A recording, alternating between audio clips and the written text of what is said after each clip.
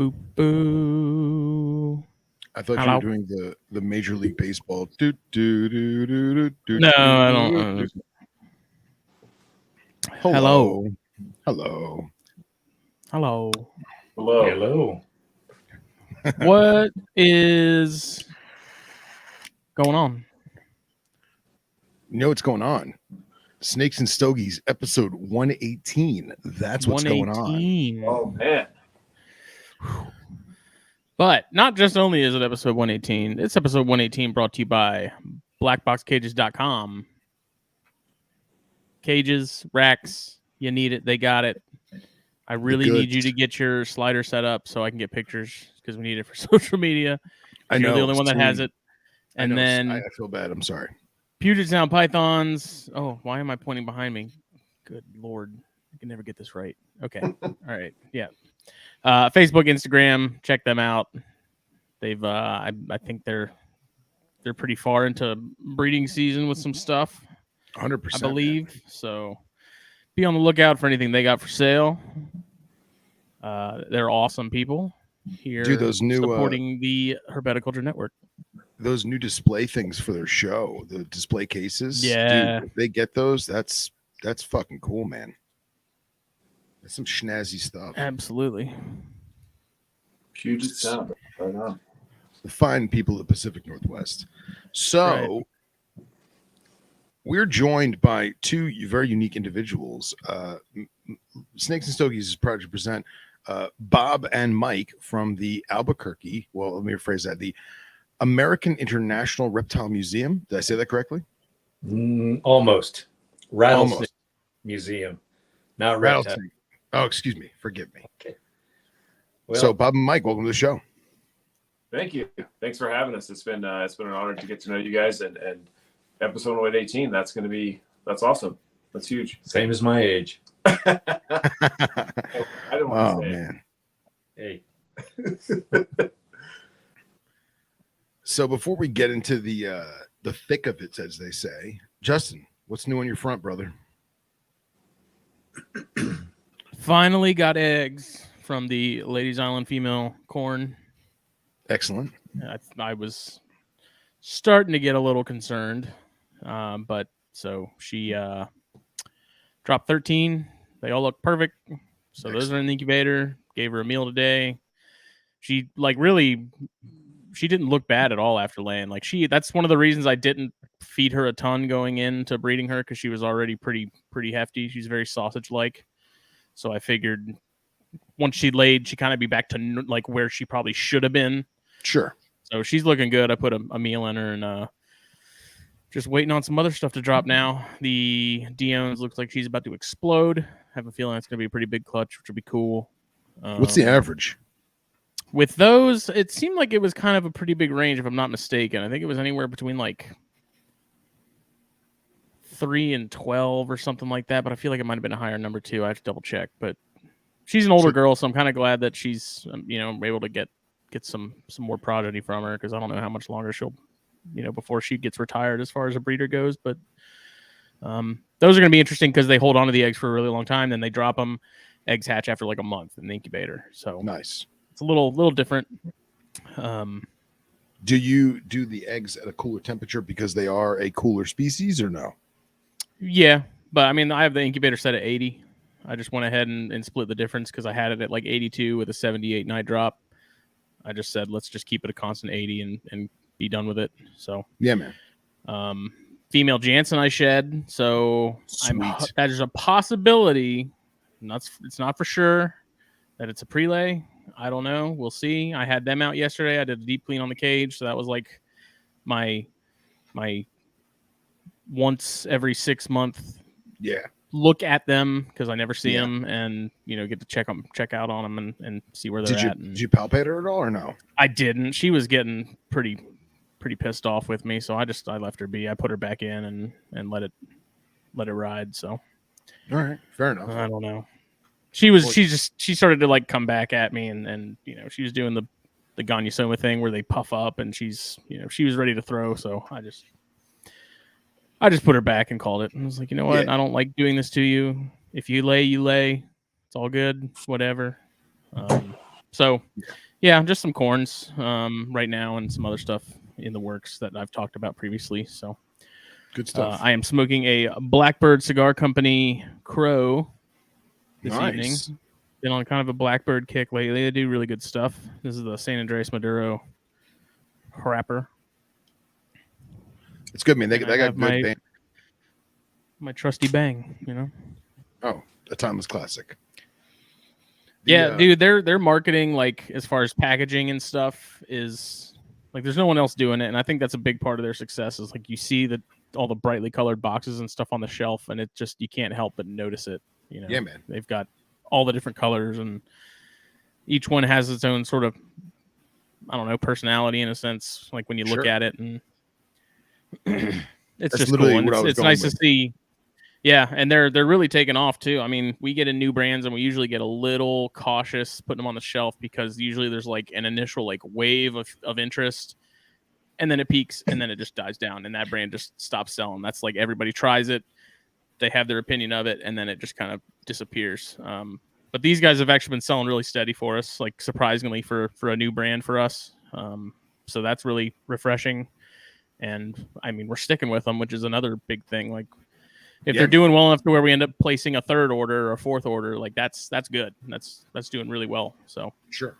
Do you have like a house rule where, like for example, in my store, my employer won't stock something or start carrying a line unless 3 to 5 people ask about it? I wish we had. I wish we had that rule. Okay. Because we have guys that come in and they want one thing, and so Raj goes ahead and orders a ton of it. Well, by the time that we get it, that guy's moved on to something else, and now we're loaded up with a bunch of inventory that we got for one guy, which is like loading up a little extra, as in like, okay, I normally order 3 boxes, I'm going to order 6. That's one thing, but when you go to order like 10 or 12. Because this guy's been coming in consistently wanting and buying these, and then all of a sudden he finds something new and he moves on to that, and now you're stuck with those 10 boxes of whatever. So I drank Mountain Dew for 6 months. Now it's time to switch to Dr. Pepper. Yep. Yeah, that's exactly it. And it's you're with any new cigar brand, and new being anything that's come out within the last like 5 years or so. It's a gamble. Like you're rolling the dice. Like they're either going to do really well or they're going to do really poorly. And you always have that initial wave because people see them. They've seen them on Instagram. They've seen them online. They want to try them. They do. Some come back, some don't. So we've had a few that just landed super flat for us. Like the Oscar Valladares stuff. We had the Leafs. Those were really popular. We've had some of the other stuff, and they landed really flat. Aladino, that's a newer one we got a couple months ago. That hit a wall. I mean, it barely even got over the wall in the first place. It just it died, and it's because some of the stuff I've had from them, it's not bad, but it wasn't anything that said I have to grab another one. I have to try it again. I have to smoke it again. Like it was just, it's a cigar. It's not bad. It's not great. I'm just if I'm gonna spend that much money on something, I'm gonna spend it on something I know I like. So yeah. And who produces the Aladino? I couldn't even tell you. Okay. Who knows? I don't. Word. You don't. If you don't, well then. Oh wait, no, it's one of the Iroas. So the guys that do CLE. Oh, okay. And some of the other brands, I think it's one of theirs. Yeah, because they have one that's like Julio Iroa. Okay. And that is one of their better, that line in particular that I'm thinking of. I don't remember the name of it, but that is the better one of what we got in. Because I got one, it's like the vintage or something like that, and I smoked, and it was straight garbage. I was not into it. Shame. And the Connecticut was extremely underwhelming. So it almost blasé, blah, smoking white paper. Yeah. Mm-hmm. Yep. Well, I was in the mood for something rich, and I usually keep a handful of VSGs, and I realized that I didn't have any. So when I went to get more stuff, I grabbed a Wizard because I haven't had a Wizard in a long time, and I wanted that rich, super oily, Toro. So that's what we're going with tonight. So. That's one of those lines, man. I feel like when the last couple times I've smoked them, they just weren't the same. There was something just I don't know if they did like the old switcheroo with the blend and didn't tell anybody or what, but they're just not as good as I remember them being. Like flavor wise, I was just surprised because I just remember when I first started smoking, I got into those and I was like, these are phenomenal. It was like one of the best Ashtons I'd ever had. And now I smoke and I'm just kind of, it tastes watered down, I guess. And I don't think it's necessarily like my palate or anything like that. I think I don't know. It could have just been that box we had on the shelf, but. Well, what it is you're smoking so many Chromags that, you know, the Ashton is just not the same. I've licked gold. Why would I go and taste silver? Touche. Well, enough about tobacco. We got guests. Yeah, I feel bad because they're just like, yeah. I don't. Do you guys smoke cigars or no? Yeah, we're learning over here. I enjoy a Cohiba every now and again. I couldn't name them, but after living down in Florida, Cohiba was like the thing to do. So, and I might get chewed up in the comments for this, but I enjoy those acid cigars. Dude, those things pay the bills. I can't even talk smack about. That's the Bud Light of cigars right there, man. It sells itself. It's the gateway drug, bro. It is. Yeah. Almost everyone I know, or anybody you talk to that smokes cigars, be like, "What did you first start smoking?" It's like 9 times out of 10, it's almost always acids. Yeah. Mm-hmm. And I found out a convenient way that the blondies will actually fit in my AR-15 stock perfectly where the batteries go. So if you ever need one on the run, that's awesome. It's always there. That's fantastic. Bob, I don't know about you. Are you a cigar guy? I'm not a cigar guy. I collect cigar boxes, however. There you go. If they're named for a reptile. Oh, that's awesome. Yeah. That's super can't cool. tell you the names off the top of my head. You guys might know them off the top of your heads. Anything come to mind? There's so many brands now. It's just insane. Like beers. Indeed. Yeah. A lot like beers. We got to do a show on that. You know, cigars that are branded around snakes. We gotta make a list or something for the Facebook page or for the website. That'd be cool. Or we could just find a way to make our own.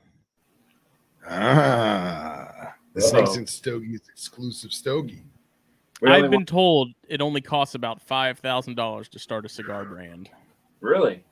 I don't know how truthful that is. I know, like, that's the easy part. It's getting it out there and in front of people. That's the hard part, and that's what costs the most. But you can get, you know, it may not be like a truly unique blend or something, but you can buy a blend from a factory, get your bands made and your boxes or whatnot, and do that. It has crossed my mind, though. I've thought. Yeah, I wonder how much of that is straight, you know, tobacco, and the rest of it's just, you know, marketing and shipping and production and paying the graphic designer to make the band and whatever other crap that comes with it, you know. Well, I'll tell you what. I mean, we'll only charge you guys like maybe 10% off the top for coming up with the idea, and we'll mark them here in the museum, no problem. Hey man, the VIG's only 2.5.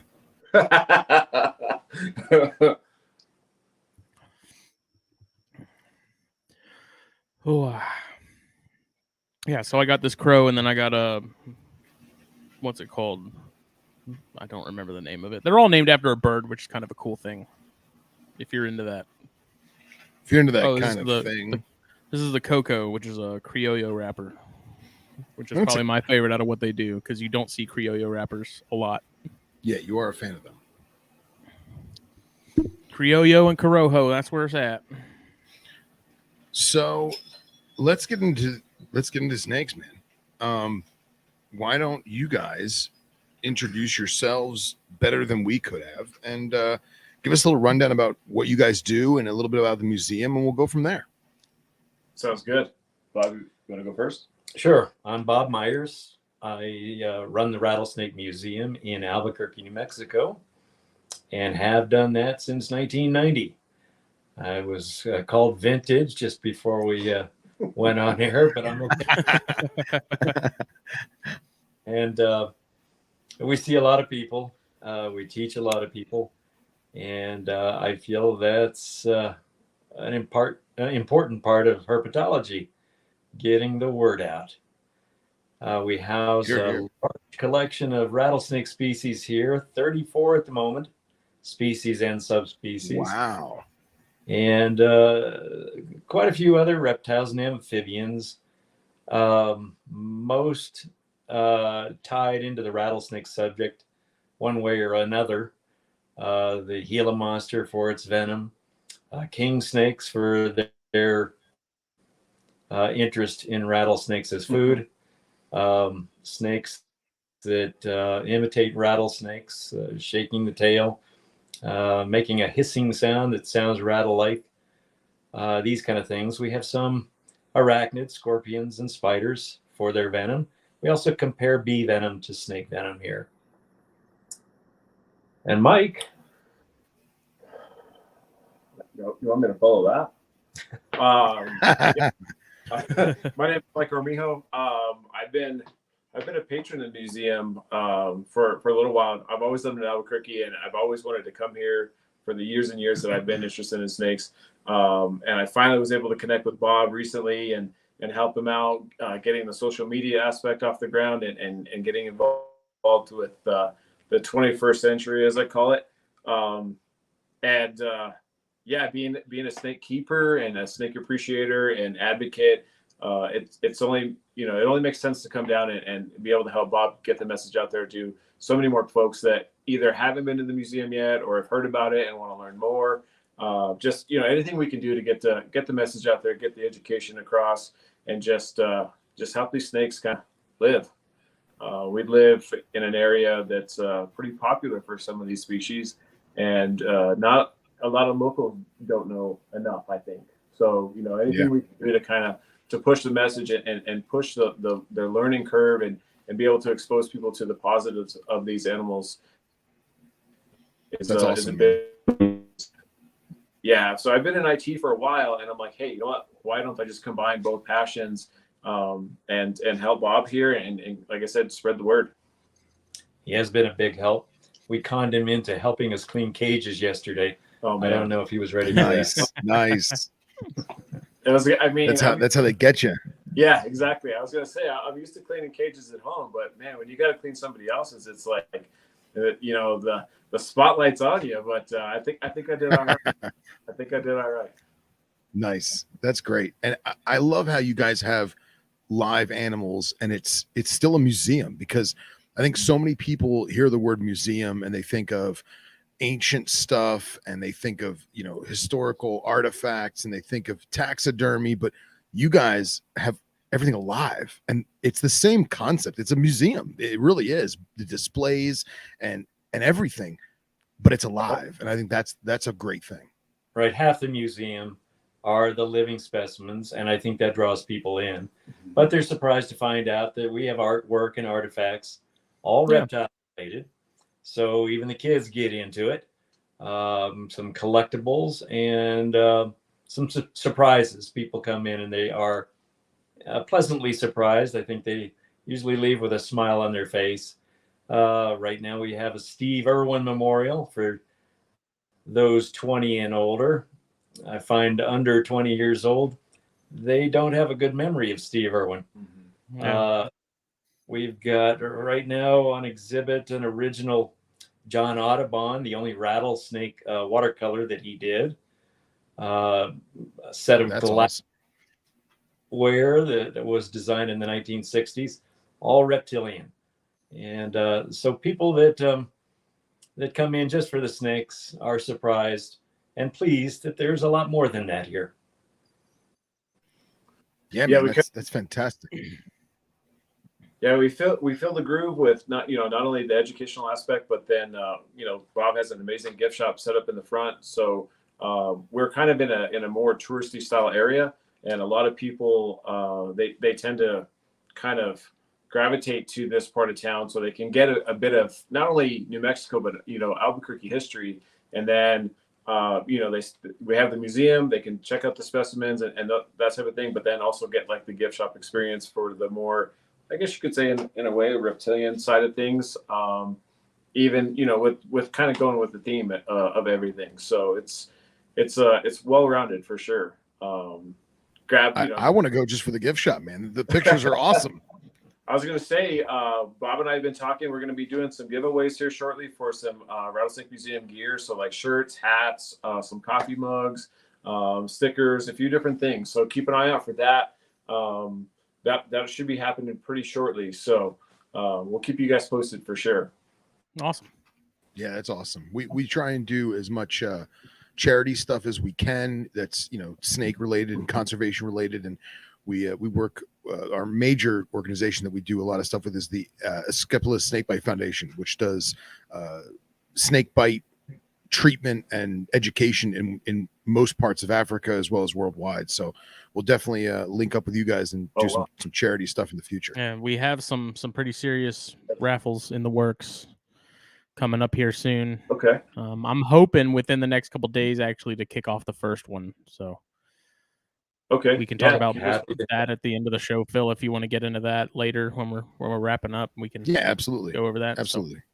Yeah, we'd love to be able to help. It's I mean, how do you guys go about finding those artifacts and the one-off paintings and stuff like that? Like, that's not something that you typically would come across, I guess, just sort of perusing antique shops and stuff. It's right. I used to do a lot of that. I'm on the internet every night for 3 or 4 hours talking to people around the world that are collectors, and not necessarily reptile collections, but sheet music collectors. I collect sheet music if it's reptile related, album cover art, medical items, artwork of different kinds, from neon art to oil paintings. And so I've made a lot of friends, and beyond that, we get 50, 60,000 people through every year. And a lot of those people get interested in the collections themselves. They'll remember some item they've got at home. It's sitting around collecting dust. It might be a Steve Irwin collectible, and they'll stick it in the mail. So we get a lot of surprises too. That's cool. Yeah, that's awesome. I was actually going to ask you, I saw you have all the license plates on the ceiling. I assume that those are donations and people are like, hey, here's my old plate. That's awesome. Oh, yeah. In the gift shop, there are plates from states around the country, and those were sent to us by customers. That collection was started by one of the customers. I don't know if Mike showed you the collection of herp plates, though, within the museum. It's a lot of fun, and a lot of those have come in from zookeepers. They got a new license plate, and they send their old one down here. So we'll have to show them if we haven't. Yeah, definitely.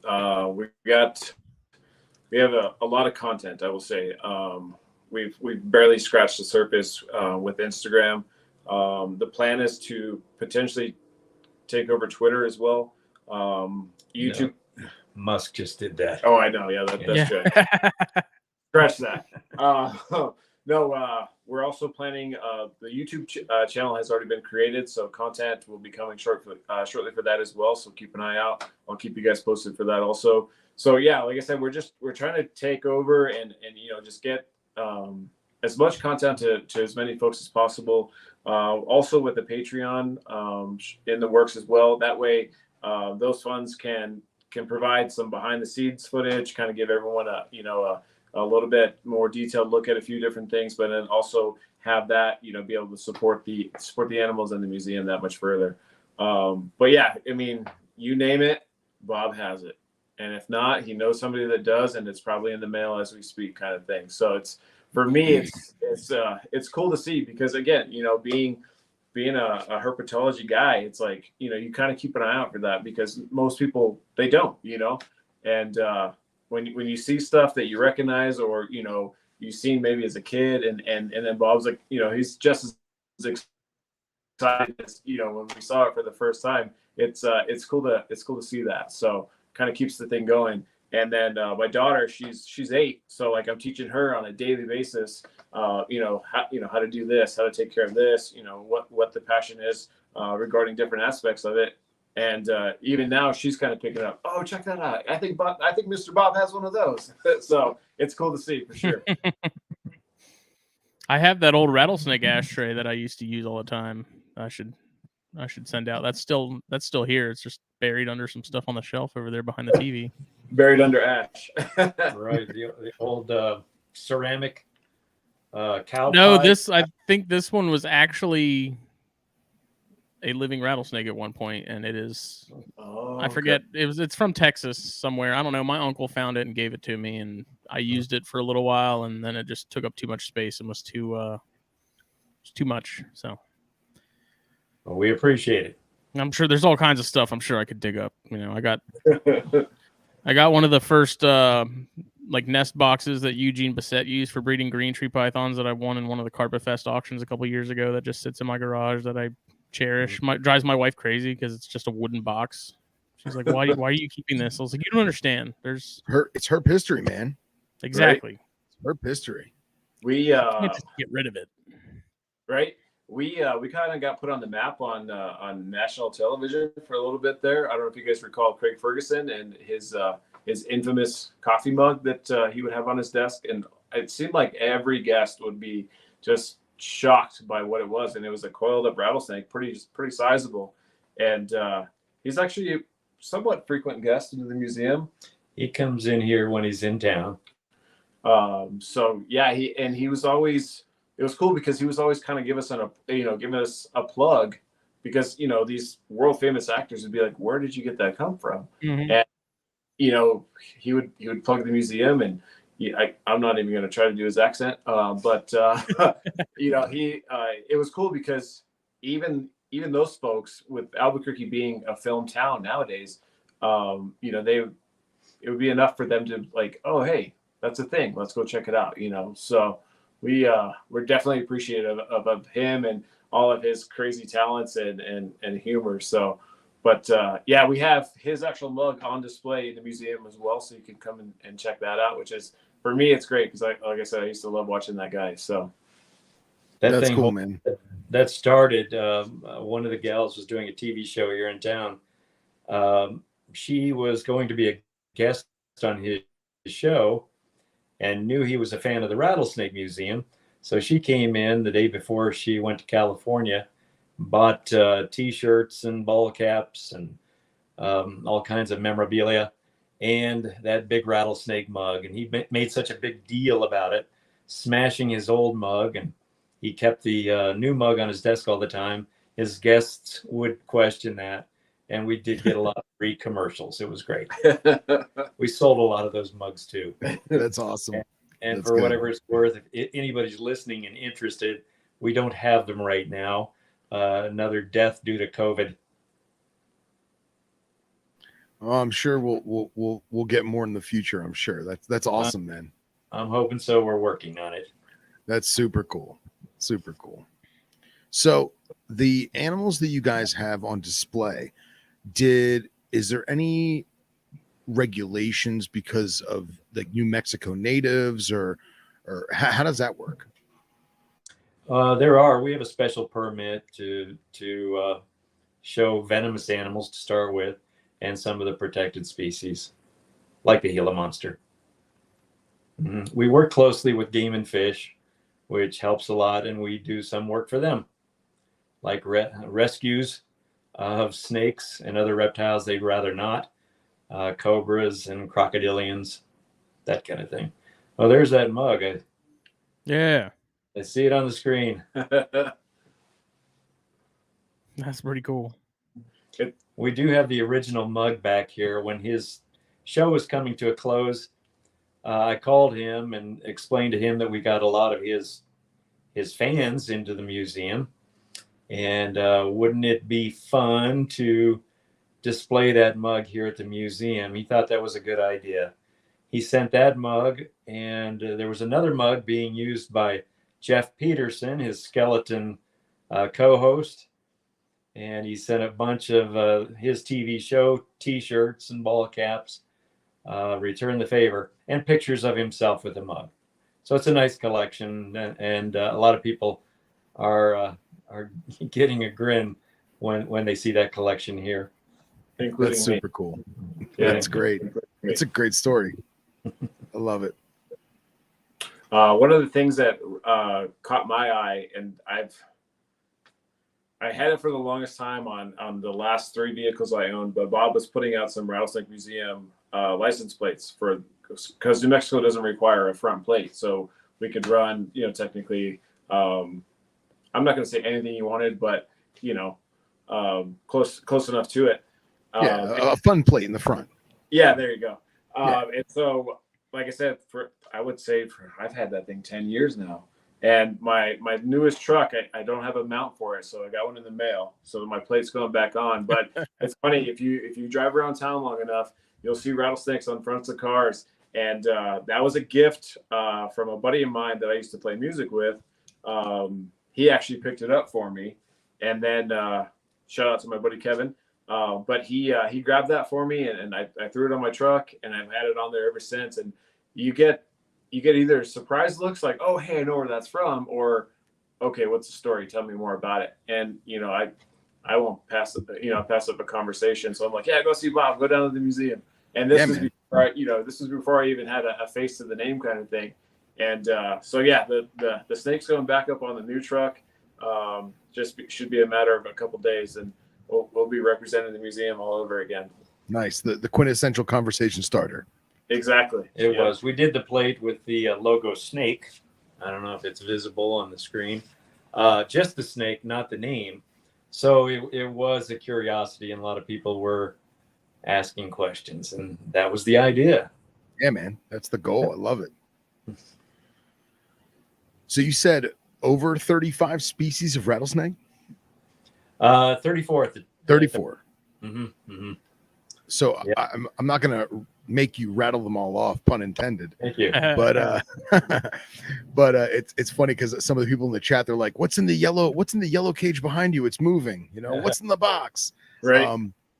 How many are they all on display all the time, or do you guys have like a zoo scenario where you kind of rotate stock out and like change things around, or is it always the same animals that people can, I don't want to say get attached to, but you see where I'm going with this? Yes, right. We do have an animals off exhibit. They're future exhibit animals, young ones.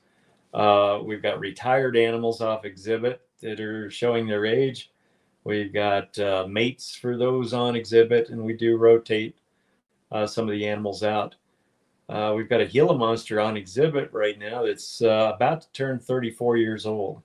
So she's wow. Lady.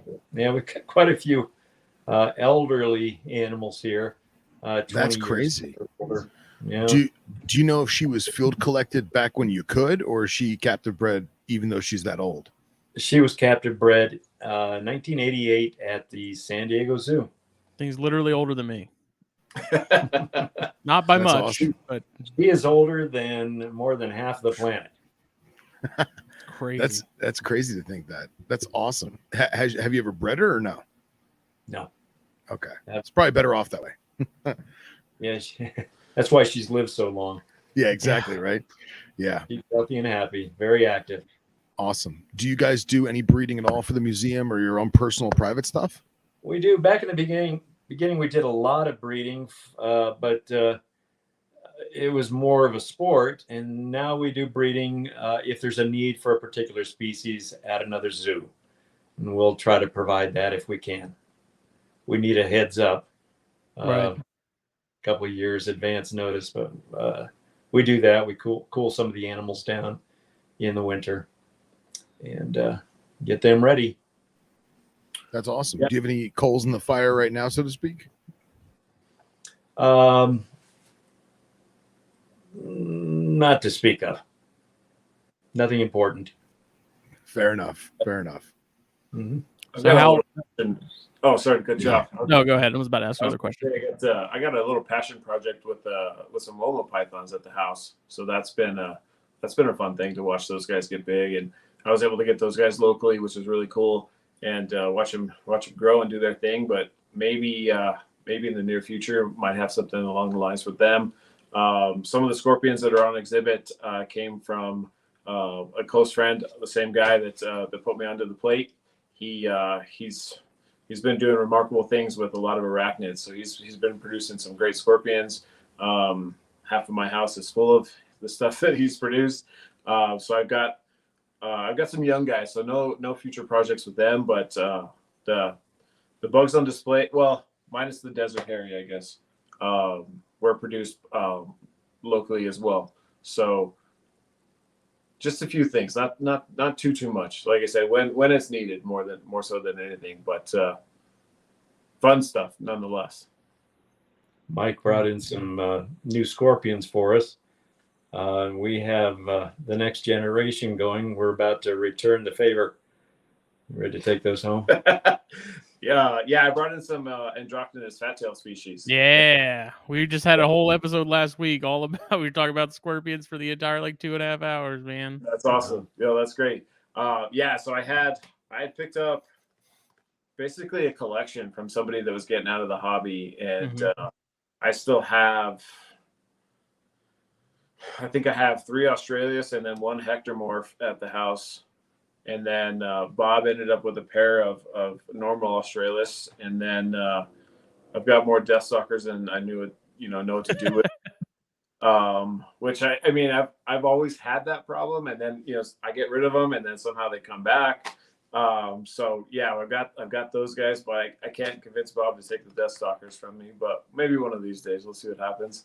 And then hopefully also going to be building a display for the museum regarding some scorpions as well. So we'll see.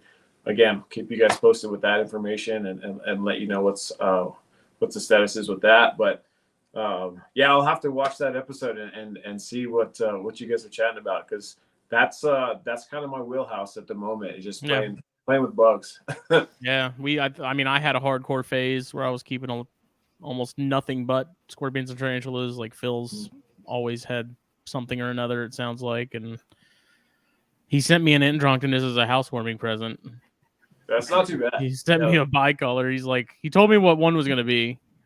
It was some murderous gracilis that could not be kept in a group because it just killed all the females, I guess, or something. Well, I had Phil collected 5 or 6 adult gracilis, and I was like, oh, they're Florida, they're communal, they'll be good. And I set them up in a little 10-gallon, and that one big girl just ate all the other ones. So I was like, you're getting that bug. He sent me that in a bicolor, and I was like, oh, okay. He didn't tell me that the bicolor was. He said there's something else in the box. It's hot. And I was like, okay. Yeah, don't God get only bit. knows. Yeah, right. So and you guys, where you guys are at, you have 5 species of native scorpion. If memory serves, that sounds about right. I think you've got 1 Hadurus or 2 Hadurus. You got 2 Vehovas, and I think you got 1 Diplocentris, right? Yeah, and every now and again I might be wrong. No, yeah, and then every now and again we'll get some bark scorpions cruising around too. Oh, I think awesome. They catch one of those. How do you say, the habus or whatever they call them in Phoenix? I think they catch those and ride over, because every now and again. Really? Yeah, I'll have some folks say, "Hey, what is this bug? Come get it out of my house," kind of thing. And sure enough, it'll be a Centauroides cruising around. So that's awesome. So I mean, obviously Centauroides are the hottest that we get out here, but the Vehovas and all those guys, they're super fun. I mean, you can flip anything out in the mesa and be able to find at least a handful of those guys on a good day. That's awesome. We have the sulfugids that run around out there also. That's cool. The ever popular tarantula hawk wasp is always out there doing its thing, and man, those guys are fun to watch because they're just always on a mission, just ready to go. And so you got to be on your toes when they're cruising around. And then the velvet, I don't know if you guys have seen those before. Oh yeah, those are awesome. Yeah, they're really, really fun. Super cool. That's awesome. We do a lot of rescues here at the museum too. We get in unexpected things all the time. Mostly exotic, or a lot of native stuff too? Both. People's pets, unwanted pets. An awful lot of kids go off to college and leave their pets behind with parents. They get tired of that. And we get those animals in. We pick up rattlesnakes out of people's yards and move them on. We get in injured animals on a pretty regular basis. We try to take care of those. Wildlife Rescue here in town takes care of birds and mammals. And if they get in any reptiles or amphibians, they send them our way. You guys just trade. We do. Yeah. We get a bird in and then we send it to them. That's awesome. That's super cool. It's like, I'll give you 2 possums and a finch for your bull snake. Something Those like that. 5 Aatrox. Yeah. Yeah, exactly. That too. Yeah, that's awesome.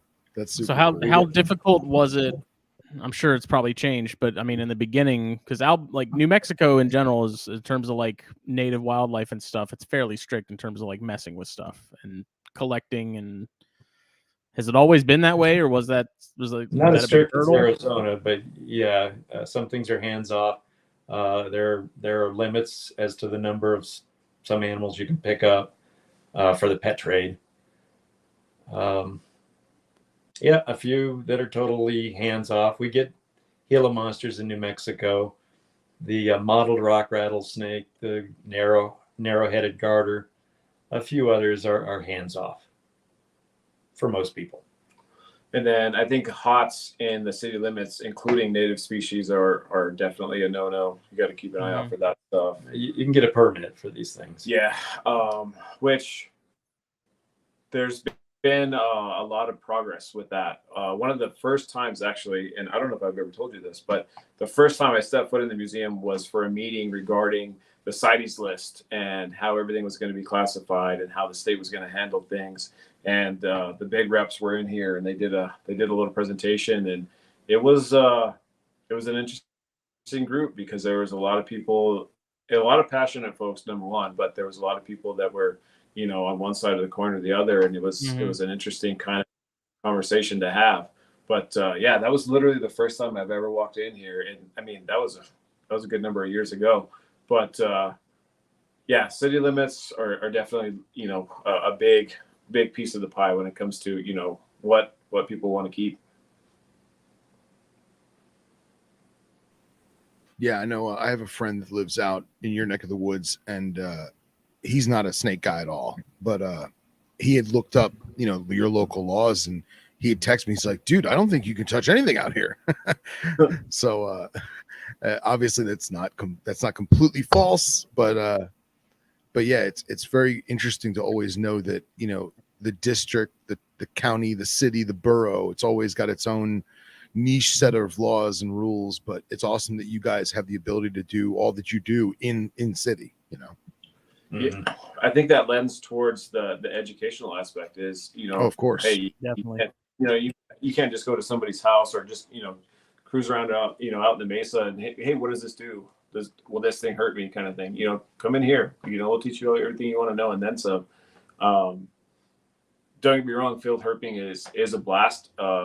There's some really, really cool things to see. We are fortunate in the fact that, with Arizona being a little bit more limiting, which is a good thing, don't get me wrong. But, the fact that you can go out and get some good photographs, and have a good experience and, come out safe and alive is I think is huge. I think it lends to the hobby pretty well. Yeah, that's pretty awesome. You seen them? Yeah. Coming out alive? Yeah, that too. Good. We'll have to, I don't have a certificate on me, but we'll have to show you guys a certificate and kind of what you get if you do make it out of here alive. Everybody gets a certificate of bravery. Nice. Excellent. Yeah, it's fun. That's it's fun. awesome. The kids, I mean, I think at first they kind of freak out and they're like, oh man, like, and then they come through and they do the thing, and then they're like, you can see the proud looks on their faces as they walk out, and they're like, oh, I know this. I'm like, I know that feeling. I've been there. That's awesome. Yeah, and I think that's a super great idea to do for just positive reinforcement, even because I imagine you guys doing all the, school field trips and church youth groups and whatever else whatever group of individuals and kids comes and makes their way into the museum. That you're never going to have everyone that's like us, so It's cool to have that positive reinforcement of, what, even though you weren't a big fan of being here, you still made it through, buddy. Exactly. A lot of the people that come in, most of the people that come in are not herpers. They're here for a thrill. A lot of them claim to be phobic, but they're curious or fascinated by the subject. So they'll come through, and a little bit of reading and a little bit of coaxing goes a long way. And these people get over some of that fear just being here. Yeah. I don't think just the Rattlesnake Museum. Any zoo, if they are willing to go in and learn a little bit, they'll learn that these are not such horrible animals. I can't tell you how many times I've been told by people that they've been chased by rattlesnakes, and they're telling the wrong guy. Yeah. Yeah. Yeah. Well, it's awesome that there's just, it's like it's a souvenir too. It's something for that they're going to see that and they're going to think back to it and remember it. You know, there's a good connection there mentally. Exactly. But yeah, I mean, there is something about snakes that even if you're scared of them, there's this tiny shred of curiosity to varying degrees that people cannot ignore. Because I found that to be the case when anytime I've done educational stuff, even the people that are deathly afraid, they can't help but look at it, even if they're 20 yards away. Yep. Like they're still curious enough to, it's just something I think it's ingrained in our like primitive DNA of like, it's just, and it's a primal thing. Yeah. What was that quote you had yesterday, Bob, about I can't remember the zoo, but people watch more like snakes than they watch like the pandas. What was? Oh, I was talking about a study done at the National Zoo. One of the old curators there, retired, did a survey. He went area to area around the zoo and recorded the amount of time people spent looking at the animals.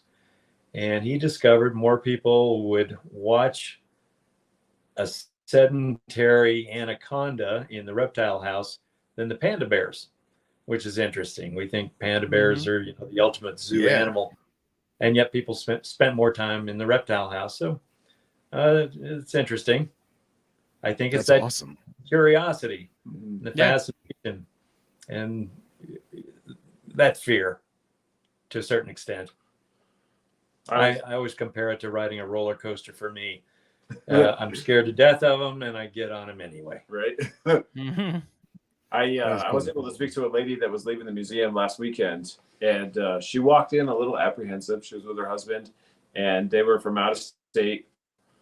And so I just kind of like took a mental note, like, let's see what happens when they come out. So I was able to catch them on the way out, and I was like, hey, if you don't mind me asking, what'd you think? How did you like the museum? And she's like, she was the same thing. She was like, man, I was scared of snakes from the word go. Even if you mentioned the word, she was on edge kind of thing. And she's like, now she's like, I love this place. I'm like, man, that's cool to see, because it comes in all ages, and like I said, even being out here in the desert, you would think that, we have giant rattlesnake statues up near the airport. And it's like, it's part of our culture. It's part of, our area. It's just what we live in kind of thing. And then, when you see other folks come in and their whole perspective changes, it's really, really cool to see because, for us, I don't know, for me, I'm like, hey, maybe me being that little bit of an advocate is enough to, kind of progress and push that education, to all parts of the world, thankfully, because we have so many guests that come through. So that's my pat on the back for myself. Well, I think a lot of it too is letting people sort of dip their toe in at their own pace, I guess. Like they're getting to learn and see these things on their own terms. It's not being like thrust upon them. They can take their time and look at these things and see the history and all the other, the artifacts and the other like museum stuff, and then seeing the live animals. They can learn at their own leisure. At their own pace, yeah. Yes. Yeah. I think that's huge. And I mean, and you guys will be able to see, hopefully we can have you guys out. But you'll get to see kind of how all of it kind of interacts with even modern day culture. We have like a drink collection, and I mean, like the cigar boxes we were talking about, it's that kind of thing, most people will just look right past it, not even notice it. But then, here's 100 different bottles or so of some kind of reptile or snake themed kind of, everyday item. And people just don't, they don't think about it. And then, now when you're in that environment, you're like, oh, hey, well, I do remember that. Or, like whatever the case may be, whatever the recollection is. So it's cool to see because, like I said, to see that that realization in people's eyes is kind of fun because you're like, oh yeah, they're getting it. Mike's talking it's about awesome. a collection of bottles and cans of beer and other beverages with reptile names or labels, and it is quite a collection and keeps people busy for a while. But that's one of those things that I get in the mail all the time. Here's a beer from Virginia. You don't have this one. I had a couple little old ladies come in last year, and they had been in a year before that. And they said, we studied your collection of bottles, and we noticed you don't have Copperhead Ale. And they had a 6-pack. Set it down on the That's counter. awesome. Yeah, That's fantastic. I think it's also great too because yeah, right. It's also great too because you're catering to people that that aren't necessarily there for the reptiles themselves, but they're with you're someone making who a connection is. between something they're into. Yeah, and who knows? That's you could exactly have it. Yeah, some guy Forming who like a connection smokes between cigars. other people's hobbies. Yep, an interest. Yeah. Yep. That's I think you'll brilliant. enjoy the cigar. Let's be real. It's quintessential Americana, like that's an attraction to itself. Rattlesnakes are all American, North, Central, and South. 100%. So do you guys have, as far as like the collection, is it all U.S.? No, but it's primarily U.S. Most of our visitors are U.S. So we try to have everything that they might find in their backyard. We do have some Central and South American species. Yep. We talk about other pit vipers and the coral snake, and so many people now come in with a picture on their phone wanting to know what they saw and how dangerous is it. And in most cases, it's a non-venomous snake. And we go through that. And the question comes up, what happens if I'm bitten by a rattlesnake? And I start by telling them the death rate from rattlesnake bites is about 1 in 1,000. So I wouldn't, lose sleep over that. You're probably not going to be bitten anyway. I did read today, actually. He was an older gentleman. I believe he was 90. He was, and I don't quote me on this, but I think he was top of the chain of command for one of the rattlesnake roundups. He got bit and actually passed away. I read that today, and I was like, wow. It does happen. I'm like, does karma exist? I mean, I'm not going to go into that, but karma's a bitch. You never know. You're right. It does happen, and so many times when it does happen, it's brought on by the person dealing with the snake. I remember a story. I think it took place in Iraq. 2 hunters were out and came across a snake, and one decided he'd torment it by pinning it down with the butt of his rifle, and the rifle came up, pulled the trigger, and killed the guy with his own gun. And his friend watched that happen. Ouch. Yeah. Oof. That's karma. I mean, another one I like is a guy that bought a new truck and had a gun rack installed immediately and was heading home and found a rattlesnake crossing the road. So he pulled his truck off to the side of the road, jumped out with his shotgun, ran around the other side of the snake, took aim, shot and missed, and all those pellets ricocheted up and hit the side of his brand new truck.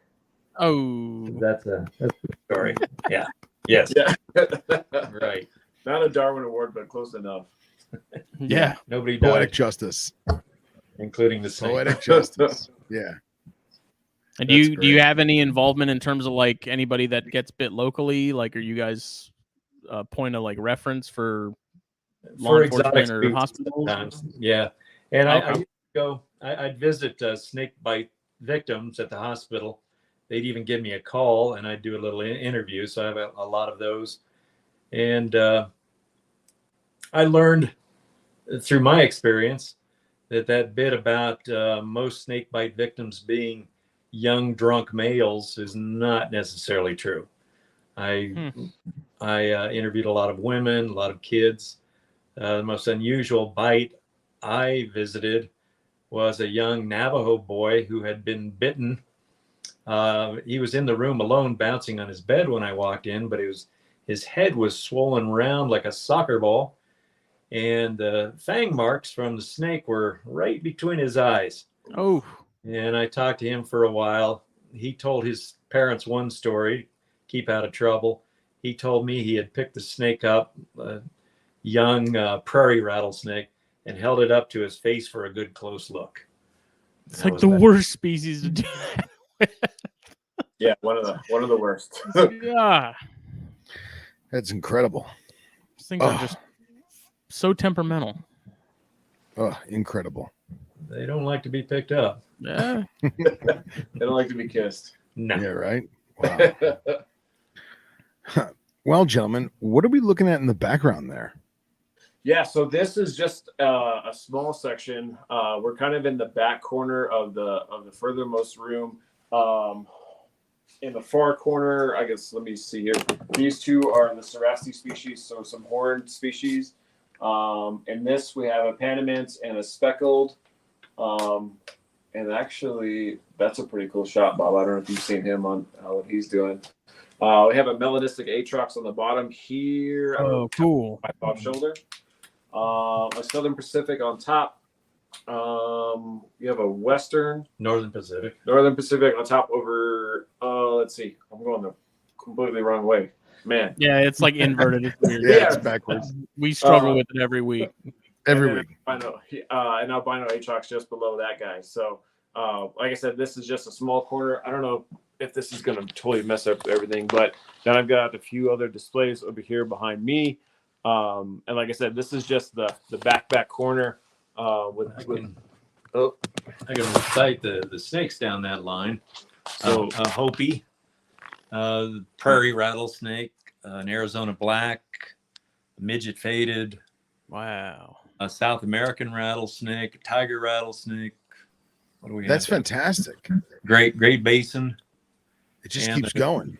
It does. It does. Yes. Come around feeding time or cleaning time, it does go on and on and on. And I love how you guys have, you've got your plaques on the top and the bottom of the glass. Everything looks like it's head height, which is great. Is that like storage underneath them? Yeah, I'm in the middle of redoing the signage, but I have signs for kids down below. Most of them a one-liner that'll give a little interesting tidbit about that snake. I don't think I've ever seen that done before. Yeah, that's real smart. I love that. Yeah, we get the kids involved in the reading. That's important. I'm working on a library right now too. I want to get kids reading, and I started by collecting reptile books, and that expanded into other animal groups, birds, insects, mammals, and then nature books, and then wildlife books, and then biology, and then other sciences, and now I collect anything I think will be of interest to kids. Planes, trains, and automobiles, art, and all was kinds that of a clobberi being arboreal? So that's the speckled, right, Bob? Yes. Is it speckled? The speckle's hanging out in the bushes. I just saw him and I was like, man, that's kind of funny. That's he's great. up there. Get his rattle at the. I don't know. Oh wow! Look at that Wow. rattle. Yeah, I don't know. It's hard to do this with an iPad. I'll tell you that much. No, you got it, man. You're doing good. And then the melanistics guy, he's down here. I don't know if you can see him. Oh man, Mm-hmm. Pretty good size on him. And then the albino next door. nice. Great This guy's kind of posing a little bit. Southern Pacific. I don't know how well you can see him. Hopefully you can. No, he's good. He's good. His cousin next door. But and then we have a little bit of non-venomous in this rack within the Visions. An Everglades rat down the way. I don't know how well you can see the bottle collection. I'll try not to shake you guys up too much. Wow, look at that. But that's a view of the next room down the way there. Show the bottles a little more closely. I want these guys to look for something we don't have. There you go. You That's need awesome. some Steve Snaketuary Venom hot sauce is what you need. There you go. know what? We're gonna have to donate that. We have a hot sauce collection too. Yeah, we're gonna have to get with Steve, and we're gonna definitely have to donate that. For sure. And then behind me, we got a few more Visions with some bigger fellas. You might be able to recognize some of these guys. Oh, nice. That one's a hybrid. With the hybrid up top. Oh yeah. And then Eastern Horridus. a true Eastern there. And then there's a berm in here. A couple bugs this way. So these are some of the contributions that I indirectly helped out with, which is pretty awesome. I'm stoked to say that my legacy lives on. That's great.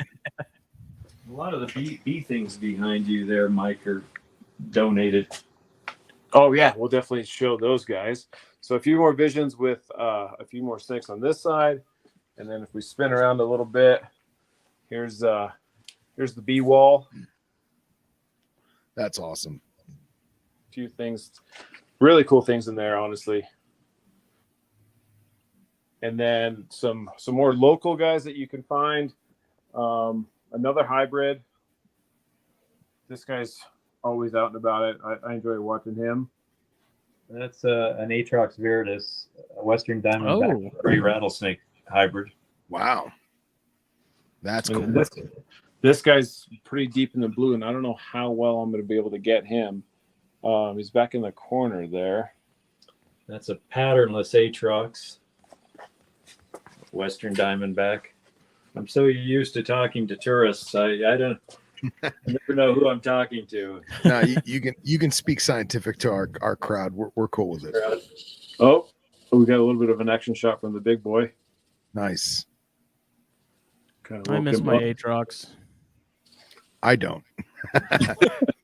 I was gonna say this guy was rattling at me yesterday after cleaning.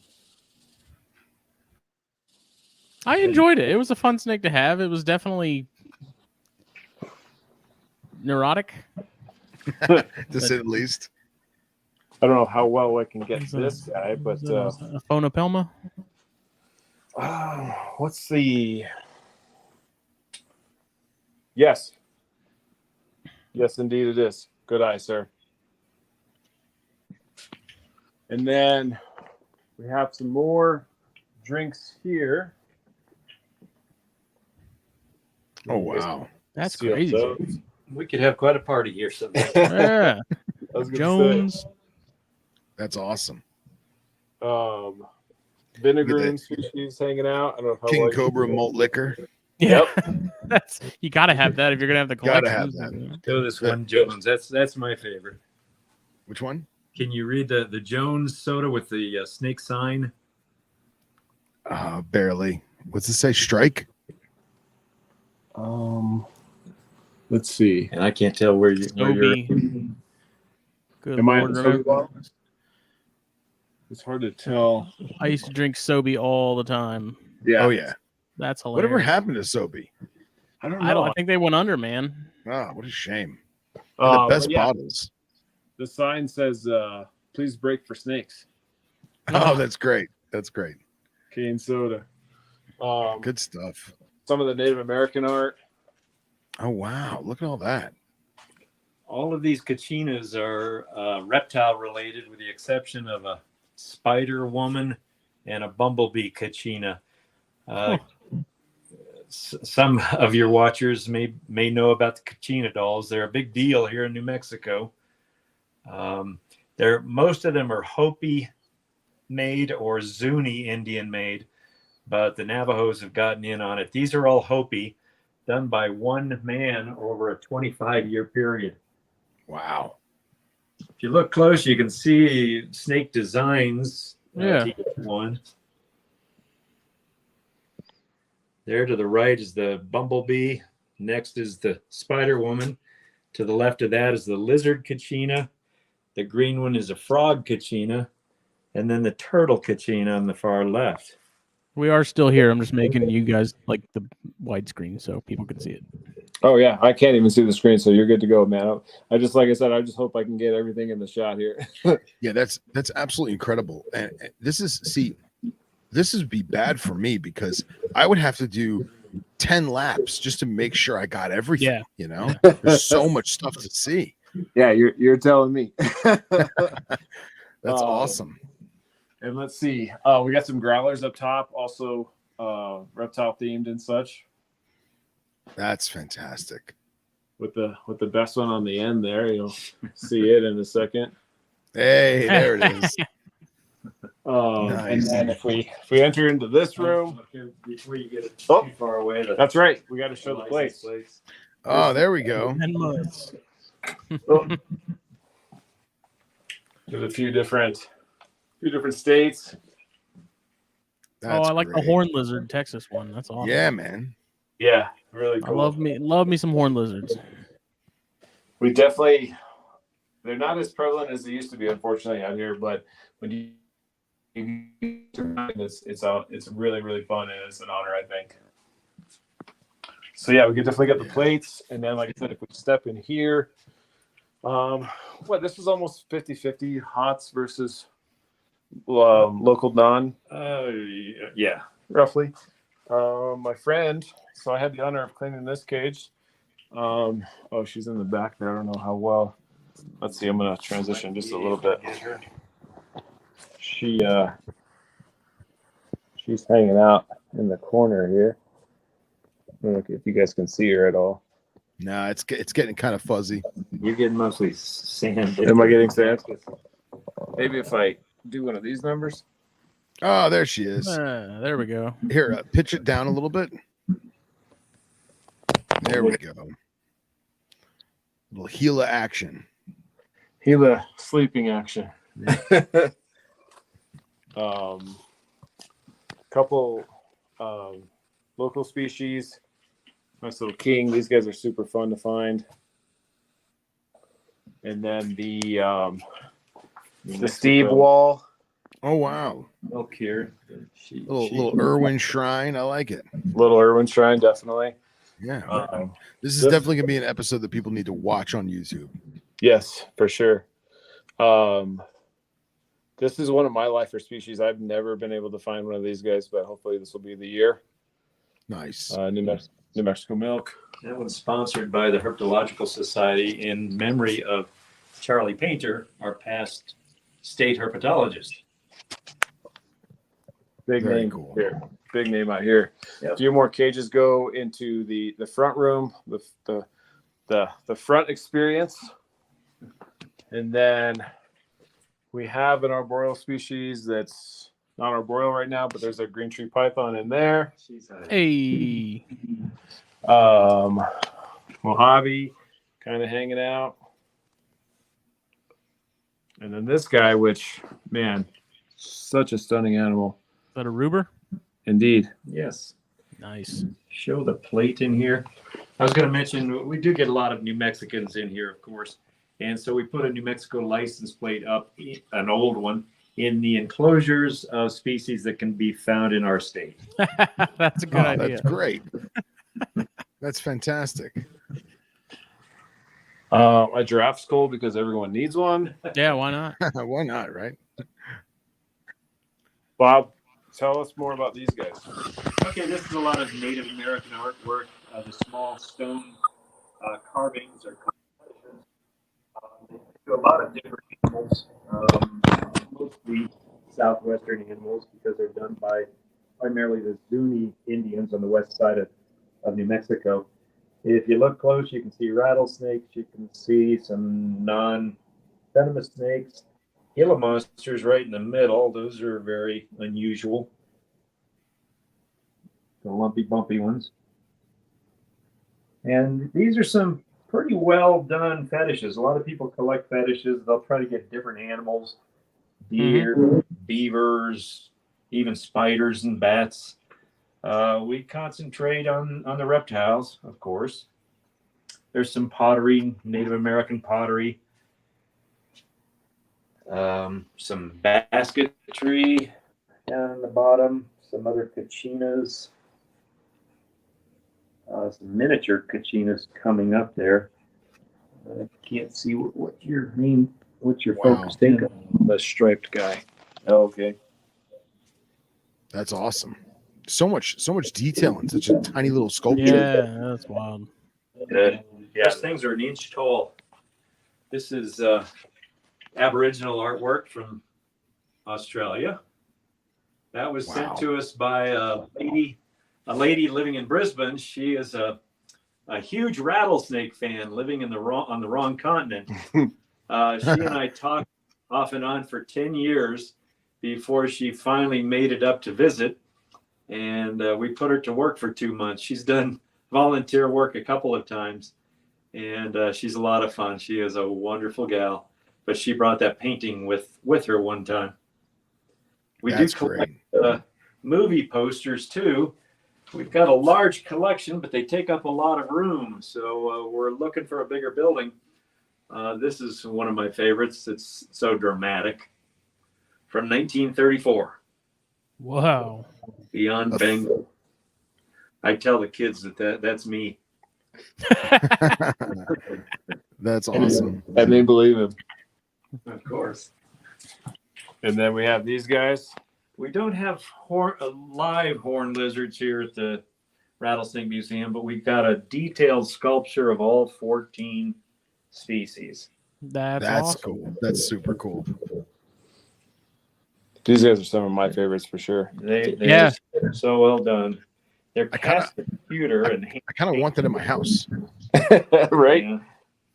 I did not appreciate those until we got our hands on them in Yeah. Texas. You know, I mean- I fell in love with them. You know, they're just it's such a cool group. It's hard not to, man. Yeah, exactly.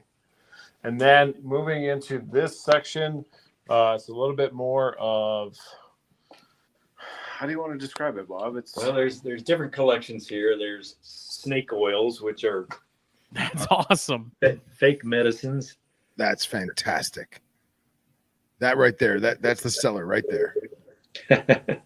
Below that are the next shelf down are ceramic sake bottles that are shaped like snakes or turtles.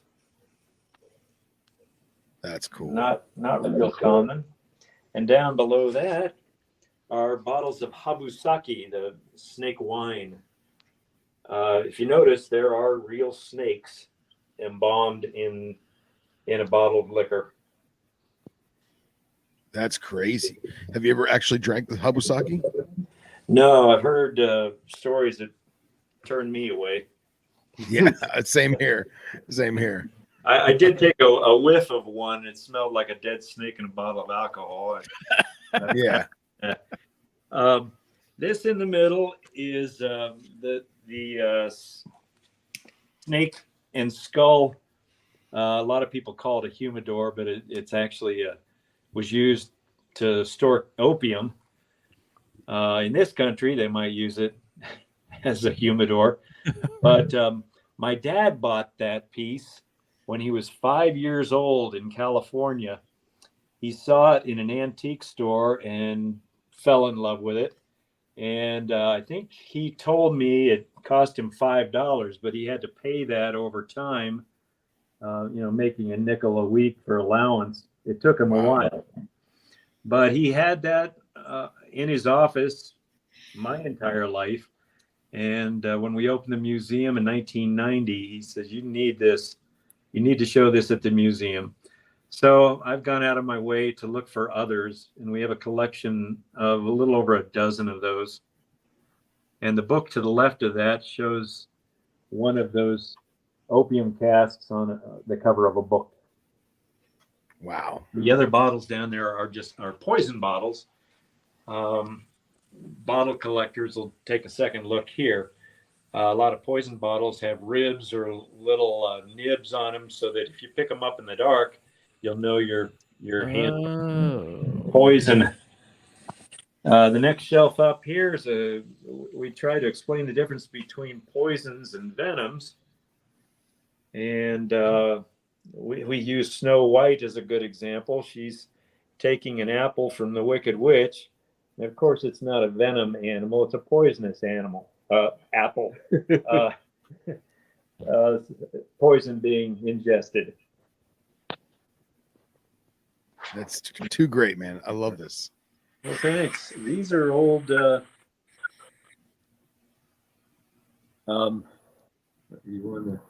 think we should be able to talk here. Okay.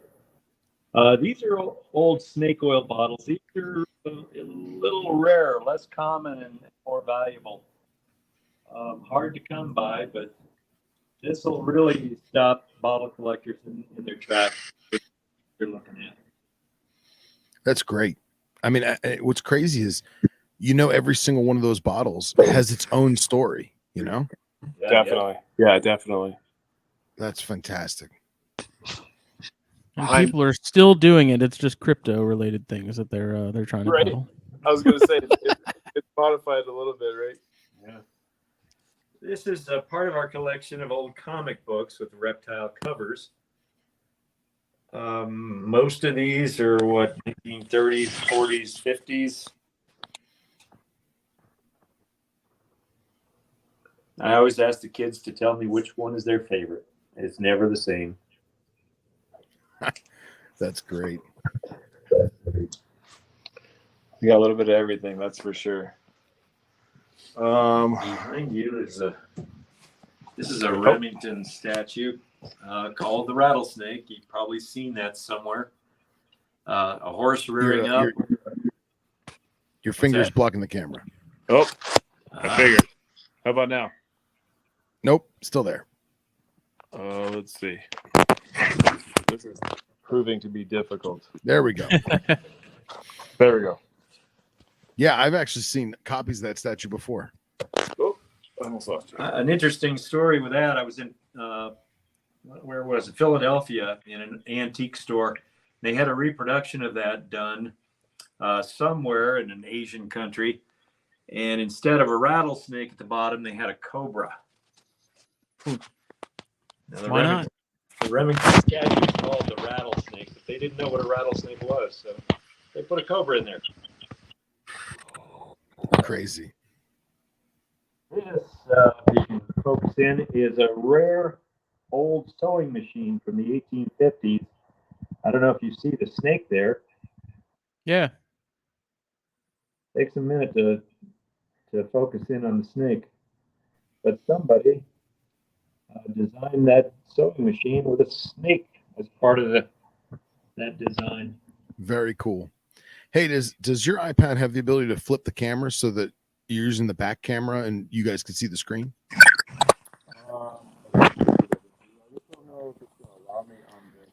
Because we're losing the audio too a little bit. Let's try this. Oh, I just turned it off.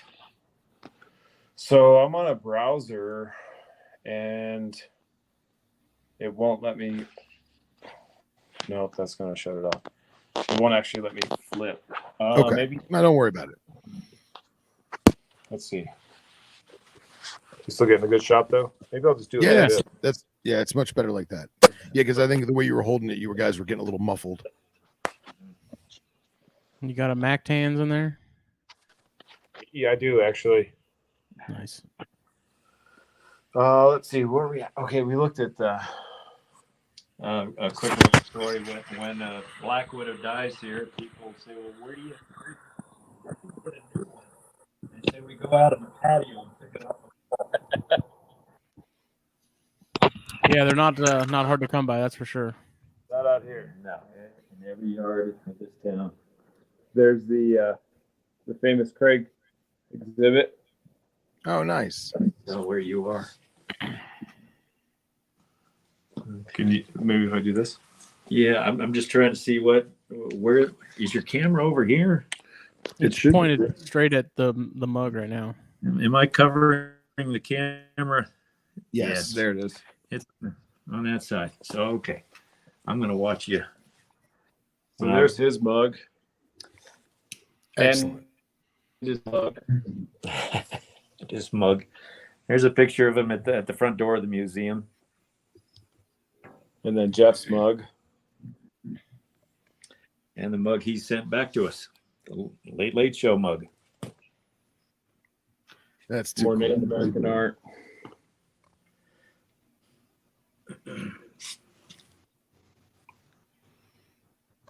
Wow. Just some fun stuff. Super awesome. And then if we want to, do you want to go to the front room also, Bob? I'm following you. Little hog nose.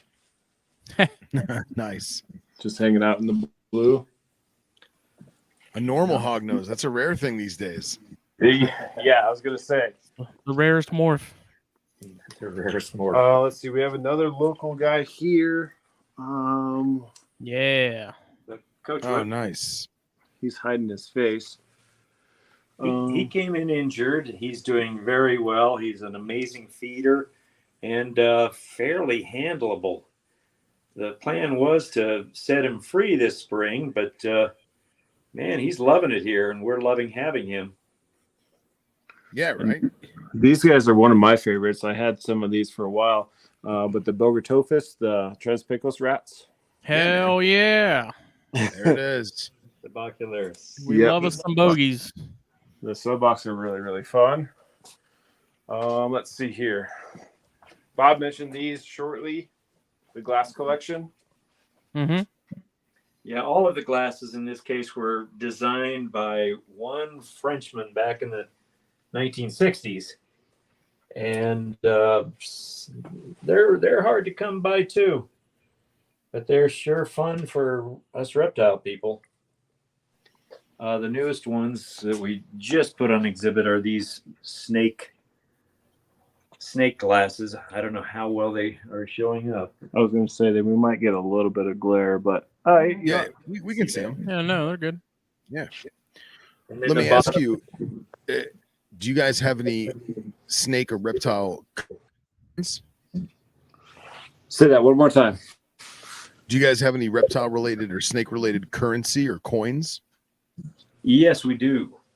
Old Civil War era paper money. That's really cool. Quite a few coins.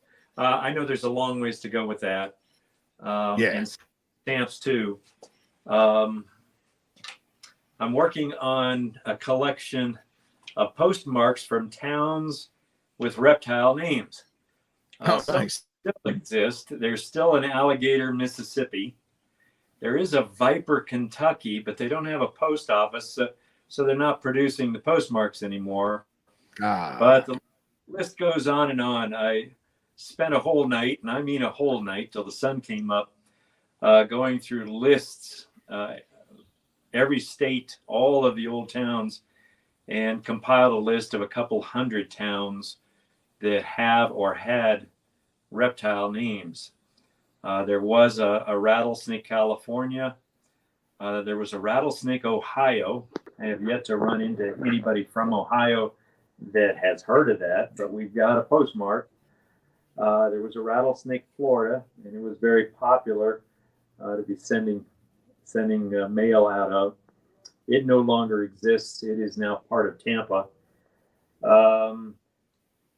In New Mexico, we had a lizard, New Mexico, an anaconda, New Mexico, and a rattlesnake, New Mexico, but none had a post office. So they don't work well for that collection. Damn. It's a shame. Yeah. Washington had a town called Snake River, I believe. Colorado had a Rattlesnake Butte. And it goes on and on and on.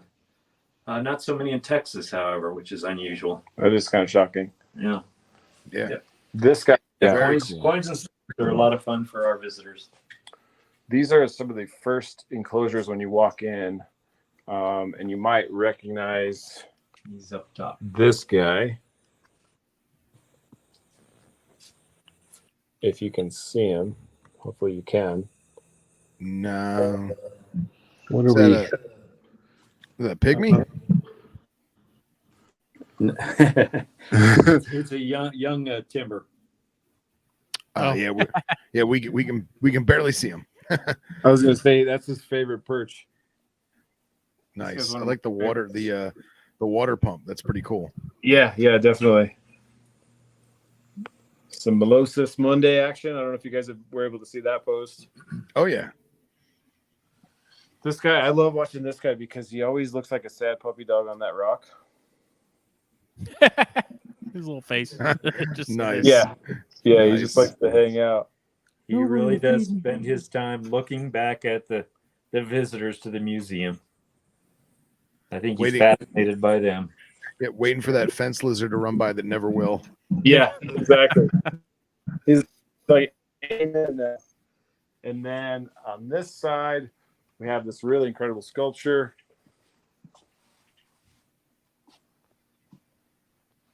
Oh, that's cool. Let's see. That's looking. How are we looking, Bob? Oh, yeah. Well, I put my hand here for size reference. Wow. I was gonna say Good it's size. life size, but it's a little big. And that's a great sculpture, man. So many Cobra statues come out like cheesy and cartoony, but that one's really good. Yeah, I don't know if you can. Let me help you with. Yeah, please. How about up here into the face? There we go. Oh yeah, look at that. Yeah. That's a great sculpture, man. So this is actually one of two of the sculptures made by the same gentleman. The first one is incredible when you first walk into the museum and the gift store, and then the exhibits. A couple old guys.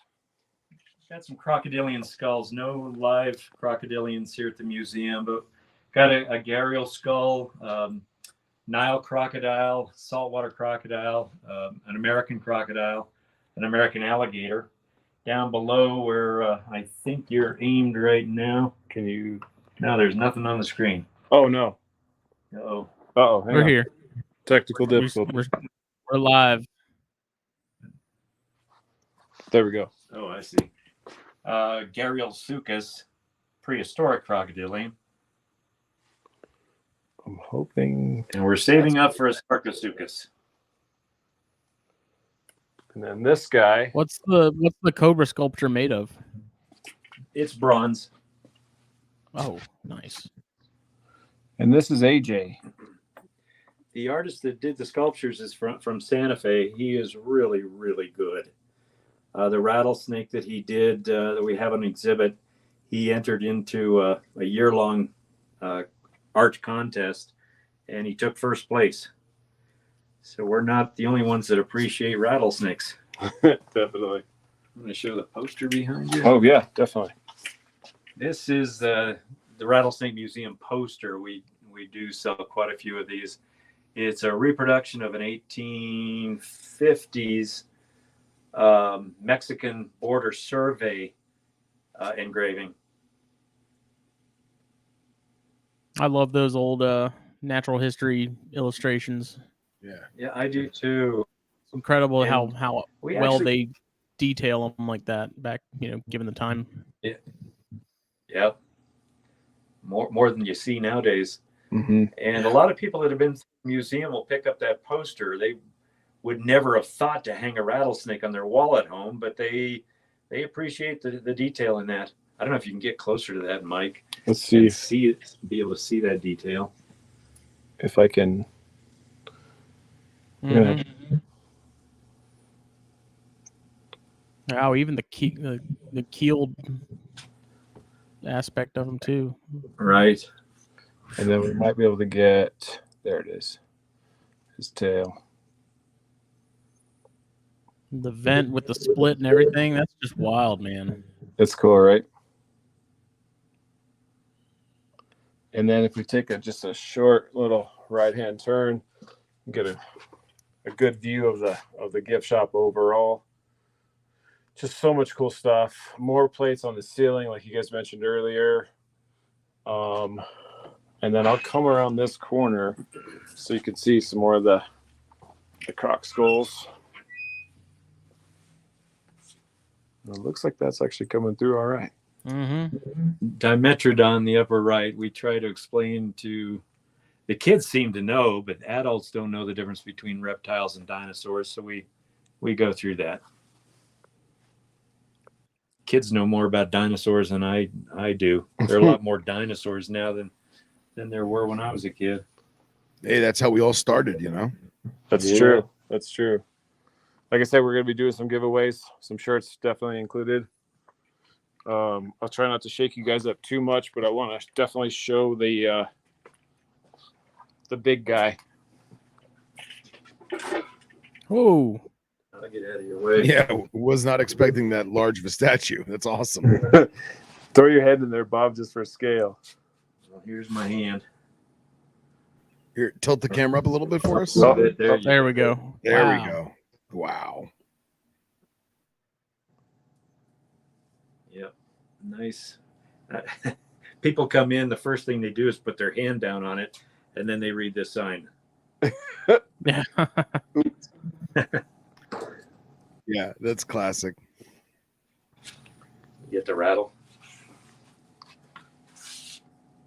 The rattle stands about 9 or 10 inches tall. That's friggin' cool. Just a little bit. There you go. How long did it take him to do that? He first sent me a picture of the clay sculpture he was working on and asked me if I'd be interested in having it on consignment here at the museum. And I said, heck yeah. Not exactly in those words. And it was just beautiful from the go. And when he finished it, he brought it down here and we set it up and actually had it here with a price tag on it. But a few years after it sat here, he asked to borrow it back to use in that art show. And of course, it was still his. So I said, yeah, no problem. And he took it and put the cobra in its place while he had the rattlesnake. And he brought it back a year later with a first place ribbon on it. And he says, I really want you guys to have this.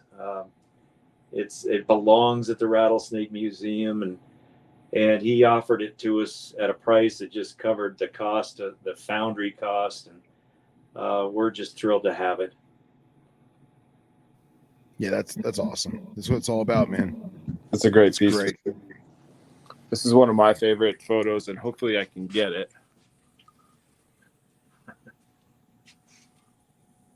Can you see it okay, Bob? Yeah. What's the caption say? It just explains that photos like this can be seen on the internet where the snake is closer to the camera, exaggerating the length.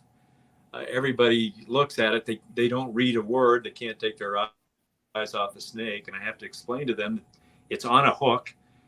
Can you see the hook at the top? Yeah.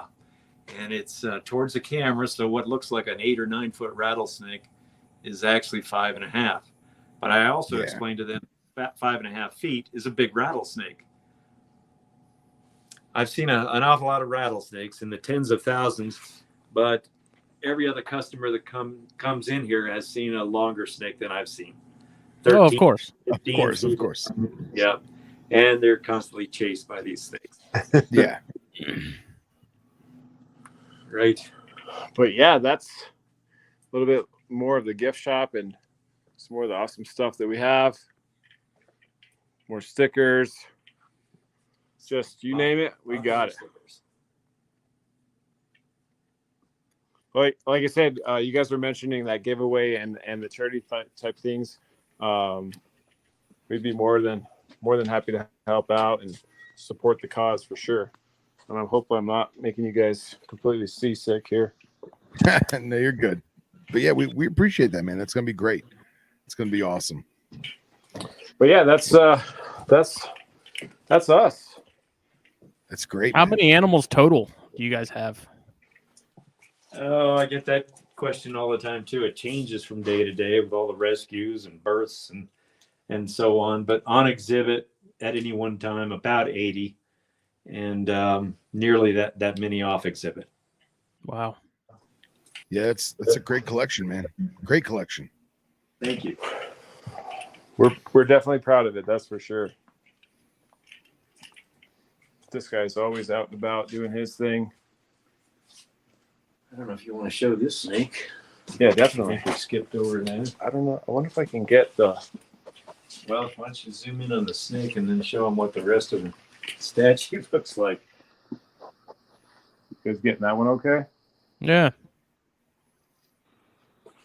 It's a sculpture of Phil over the weekend. Is that like a St. Michael thing? No, it's the blind justice statue that the lawyers use. Oh, from the Metallica album. Yeah. There you go. There you go. A lot of people don't know she's standing on a snake. I didn't know that. Yeah, I had no idea. I've always seen it from like the navel up. Yeah, right. And up behind her is Medusa. Say Phil does carry a sword with him when he goes road cruising like that too. I thought we all did. Yeah, right. Medusa up there. Like Very cool. Back into the bottles, and then these enclosures here. I'll give you guys a little sneak peek of all these guys hanging out.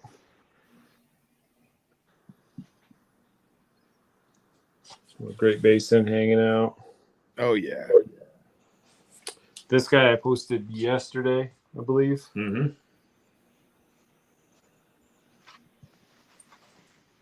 Absolute stunner right here. Oh, yeah. This guy's fun. Little. If midget is frowned upon, can we use like little snake faded? No, we say midget on this show. Oh, okay. Yeah. Well, midget faded to be exact. Arizona black. Nice. The prairies that chase everyone. Oh yeah, look at that. And then, oops, there goes my water. And then the Hopi right next door. Oh, somebody woke up. Look at the fading inside the saddles. It's Mhm. gorgeous, man. Gorgeous. Almost looks Yes. pink. Yeah. It's got those willard eye stripes on the face. Oh, Yep. Awesome. I've seen so many variations on colors of these guys. It's really, really cool. And I'm colorblind, and I'm like, the fact that I can see that is pretty impressive. So somebody that's not colorblind probably has an even better photo or picture than I do. We've got an interesting prairie off exhibit with totally different coloration, and I would love to get it out here and compare the two for the public. They're both natural colorations. One a strong pattern, one very little pattern. Nice. Get in there, Mike. But yeah, guys, that's us. Awesome. What's Yeah, y'all's favorite species as far as the rattlesnakes go? For their looks, probably the blacktails.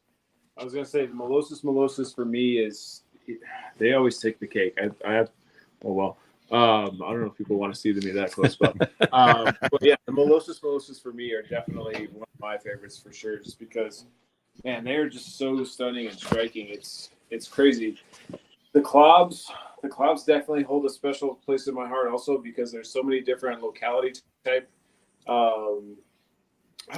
Is the word mutation okay? But like the color differences and all the localities for me is really cool too. So they're definitely a very close second.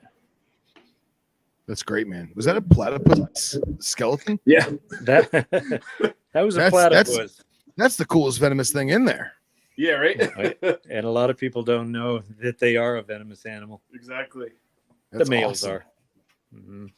Super Yeah, cool. we're very happy to have what we have. That's for sure. I think I'm causing some sickness here too. It's No, hard. you guys are good. You're good. Awesome. There we go. But Yeah, guys, that's us, guys. well, it's fantastic. We really appreciate the walkthrough, and I'm sure we barely scratched the surface as to everything in there. You know, this is simply a teaser. You know, Exactly. Like I said, the content that is upcoming is, man, I'm excited to say the least because we've got a lot of really great just local talent with both video and photography skills that have been helping out. Shout out to Travis, him and his wife, his new wife as of 3 days ago, Miss Rosie. They're out in Scotland right now, but he's been doing a lot of really incredible photography for us. He's going to be helping out with some video stuff as well. And so, like I said, the content is just, it's coming. There's a lot, but we're excited because, yeah, this is the tip of the iceberg. So awesome. yeah, it's great. And I mean, we're very thankful for guys like yourself, you know, this group and, you know, including us and welcoming, you know, us in with open arms to be able to kind of show off a little bit. Absolutely. Yeah, man. Where are you located, by the way? I'm in Well- South Carolina. And Okay. I'm in South Florida. Oh, we're in South Florida. I'm in Boca Raton. Okay. I Boca. taught high school biology just north of West Palm Beach, Oh, nice. Where at? up the road. The town was Riviera Beach. Oh, okay. Yeah, I know Riviera Beach. I lived in Lake Park and North Palm Beach. Nice. Took the kids on a lot of trips out into the Everglades. Yeah, man. It's what we do. It's our backyard. Yeah. And Mike, you said you lived in Florida too? Yeah, I lived in Tampa for about 5 years. Kind of North Tampa, more so than anything. Okay, cool. Yeah, and I'm a USF alumni, kind of. I wasn't enrolled, but I went to classes anyways, kind of thing. Yeah, that's good, man. That's good. Yeah, all my roommates were enrolled, and I would kind of piggyback with them, and it was a fun time. Let me tell you. It's Florida, baby. I love it. Yeah, exactly. Keep the humidity, please. Yeah, Yeah, if you live here long enough, you just become immune to the pea soup. You become part of it. that too. Yeah, That too. I've been here 21 years, and I'm just starting to not sweat in January. So that's good. great. Step in the right direction. That's Yeah, great. right. I never got over that humidity. It was too much.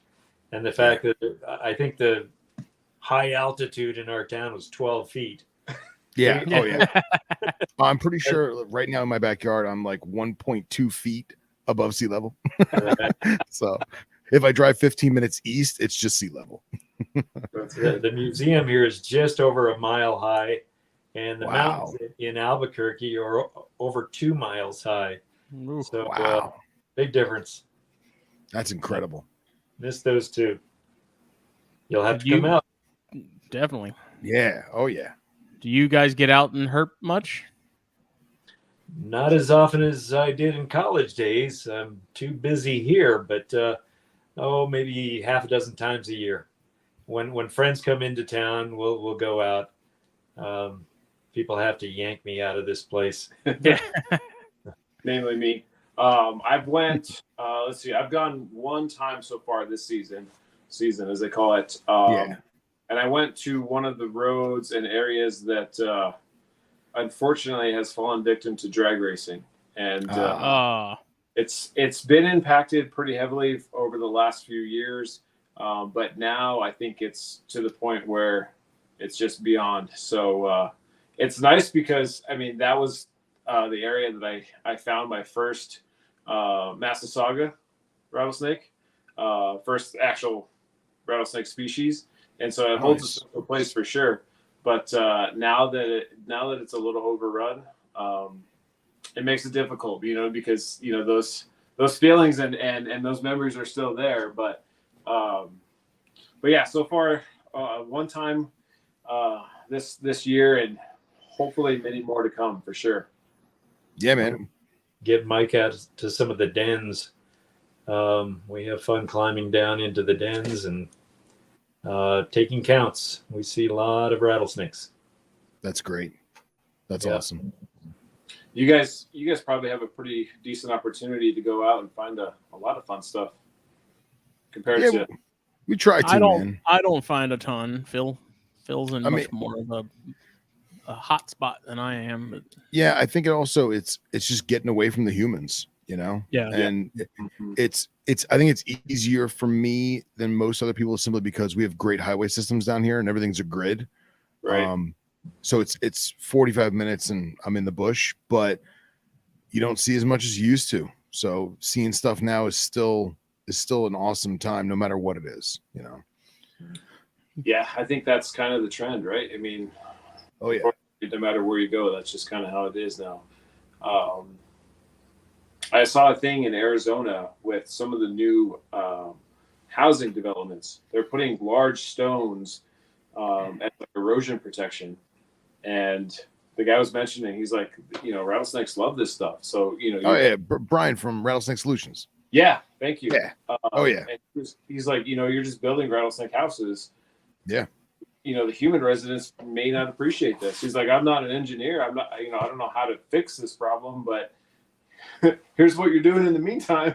Yeah, man. Yeah. So hopefully they can do something to kind of help out everyone, including the cold-blooded friends too. Of course. Yeah, Brian was telling us that, he's in the Phoenix area and there's a ton of suburbia being built, over the past 3 to 5 years. And he's saying that most of the Gila monsters that live in the foothills, they basically hibernate in the foothills, and then come spring when it's breeding time, May and June when the males start cruising, they come down into what is now a housing development. So when they went to sleep, it was desert, and when they wake up, now there's a swimming pool and a white picket fence and grass. Right. So he's been doing a lot of Gila removal because the monsters they don't know where to go. So it's sad. It's sad. It's a work in progress, but thank God we got guys like you, guys like him that you're on the front line, so to speak. So that's awesome. Yeah, I mean, like Bob mentioned earlier, I don't know how many removals I've done from venomous to non-venomous, and just trying to throw my 2 cents in there as I'm working, kind of thing. To say, hey, this is what's going on. This is, and some of these folks don't necessarily live in what you would think is like the prime habitat for some of these species, but they're still finding snakes in their front yard, kind of thing. And it's like, well, here we go. So I go do whatever I can, and I try to take as many calls as I can, and try to help out. But it's a lot of work too, So I mean, big shout out to the guys that are doing that stuff full time, because I watch a couple guys on YouTube that do it out in Africa, and man, not that these guys are a pushover by any means, but rescuing some black mambas and those. I think I saw a guy do a puff adder yesterday that was pretty decent size, and I'm like, yeah, that might be different from an Aatrox. Yeah, man. I mean, at the same time, it's kind of all relative. You grow up learning and practicing and working with what you got on hand, and we have our own versions of it, and they probably have more of it than we do per se, because I think they got way more species that are up in our business. But I love what you guys are doing, and we all just got to keep on doing it. Yeah, and thankfully it's a positive trend. I mean, even just Instagram alone, there's so many more folks that are very interested in it. And I think one thing that's cool too is it's not gender heavy anymore. It seems like everyone across the board, is really pushing the positive envelope, which is cool to see. And we try to support as many of those folks as well, and see some of these young ladies that have amazing collections, and they're doing great enclosures, and they're teaching different folks that maybe have no exposure to this. And it's like, when I started, it was just what it was the guys, it was just guys hanging out and talking shop kind of thing, and trying to show off and do that kind of stuff. I'm not gonna lie, but like I said, now it's like, I mean, again, I hate to throw myself in the mix again, but having my daughter, she had her first snake was a pyro. She had a pyro for a little while. She had hell yeah thing. Hell of a first snake, man. A girl with taste. Yeah, exactly. She's like, I like that one, Dad. I'm like, thank God. That's awesome. And now she's got students that she takes care of, and she loves those guys to death. And it's like, even if she doesn't take it on full time, like her old man, there's still, she has the experience. She can kind of take something away from it and say, hey, you know what, I did do that. This is what I learned from it. And then hopefully that passion can relate to something else. But she has been talking about being a vet a lot lately, so maybe I did something right. Yep. Nice. Could happen. Awesome. Well, gentlemen, where can people find the Rattlesnake Museum and yourselves? Well, we're in Albuquerque. We're in the old town area of Albuquerque, where Albuquerque started. Early dates here are 1706, but wow. We've been here for 32 years now. In fact, our birthday is May 5th. Oh, nice. Holiday we call Snako de Mayo. You may have heard. So we'll be celebrating 32 years in a few days. Address is 202 San Felipe. We're in a pretty touristy area here. Maybe the most touristy area within Albuquerque. So we get a lot of walk-bys, but an awful lot of people nowadays have found us on the internet and come on by. We're in the process of doing a new website. The web address is rattlesnakes.com. We got that early on, but our website is way outdated. More up-to-date information is on Google and anywhere else where all the travel sites. We're working on that. Maybe Mike will be helping out with that some too. Yeah, definitely. We do have a Facebook page also. I believe it's the Albuquerque Rattlesnake Museum. We've got a couple others too. Yep. And then for Instagram, that's how I connected with you guys. It's the ABQ Rattlesnake Museum. I always ask if folks are in here or if there's an opportunity to speak to them online. If you tag us in your photos, that would be awesome. Just because there's plenty of opportunities, so it's great to see. And then it's also cool to see like where people are kind of from, that are coming into the museum to visit and stuff. Like I said, we do have a YouTube channel under the same name, the ABQ Rattlesnake Museum. Content again coming from that, and then Twitter is still a conversation piece. We're considering that, just so we could do maybe more specific updates and stuff. But more to come on Twitter and what exactly is going to occur there. And then again, the Patreon page. So that way it'll just work in unison with YouTube. So trying to cover all our social media bases for sure. Yeah, man. Got it covered. I love it. It's And good then stuff, gentlemen. Maybe Bob will do some TikTok dances down the road. No doubt.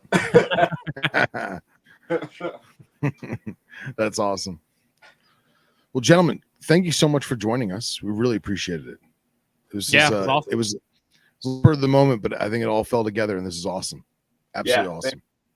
Thanks again for having us and letting us go on about what we do out here. And again, the invitation is open to you guys. When you find yourself out west, please, you're more than welcome to come by and see if you survive. Hell yeah, man. Hell yeah. That's awesome. It's now on the bucket list, 100%. Yeah, absolutely. Perfect. No, that's good to hear. And then maybe we'll give you a couple spots to hit in the local area to maybe come across some local guys, even if they're just lizards, like fence lizards and fun stuff like that. Oh, dude, I got black light in hand. We're ready to rock and roll. All right. Now we're talking. Yeah. I get a lot of people coming in asking about where they can go to see herps, and I have to talk to them for a while to decide whether or not.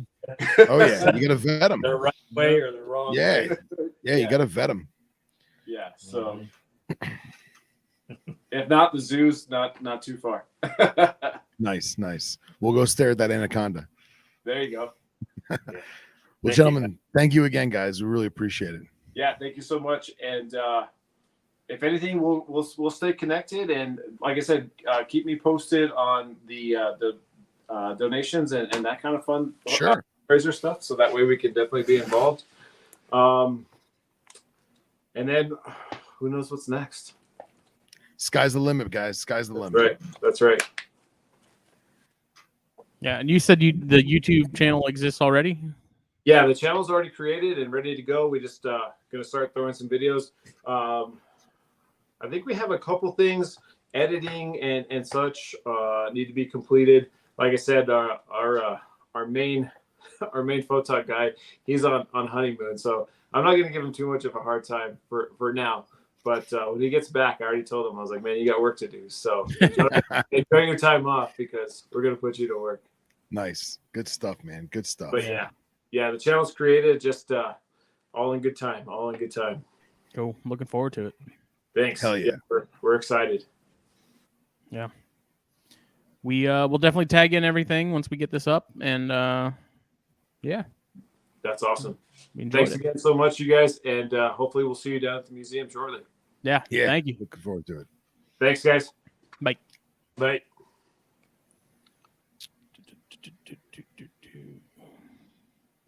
All right. Good guys, those guys. Good guys. Yeah, I really enjoyed it. So before we close out, raffle stuff. Yes, the raffle stuff. Raffle stuff. Dum dum dum. So this upcoming raffle, I believe I showed this off before, but we're gonna have one of these Snakes and Stogies cigar band tumblers. Hell yeah. See if I can. Oh, it's awesome. And you guys are looking at this tumbler on the screen. It doesn't do it justice at all. Like the intricacies of it. I know it's just a cup. I know it's just a tumbler, but the work that was put onto it and the arrangement of all the bands, the collage of tobacco awesomeness with the Snakes and Stogies logo, super supplied cool. by yours truly. Supplied I'm pretty by sure I the smoked Smitty. almost all of these. I don't know. There was a point where I'd get bands from like customers that took theirs off, but most of them.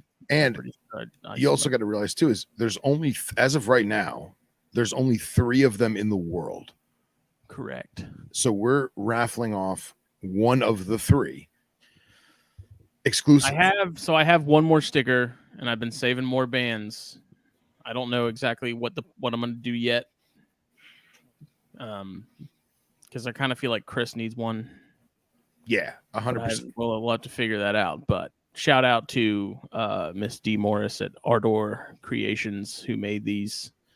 And they were kind enough to make this one and donate it to the raffle. So we're going to have this raffled.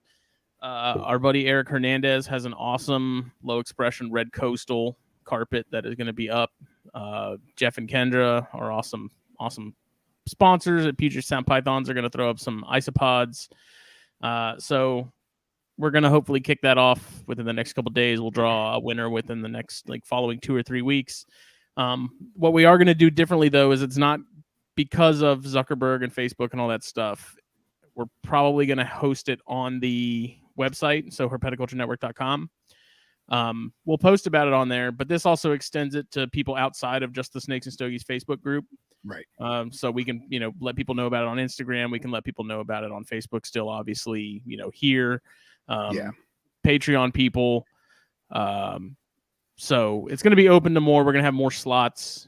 We're going to nail down how many slots and at what price here in the next day or two. Yeah. And so me and Phil had like an hour-long conversation about this the other day and how we're going to do it, because we want to get back to doing raffles more regularly, maybe less of the samplers that I've been putting together and more raffle stuff, because we know previously a lot of the people that don't do Stogies but are here for snakes, we didn't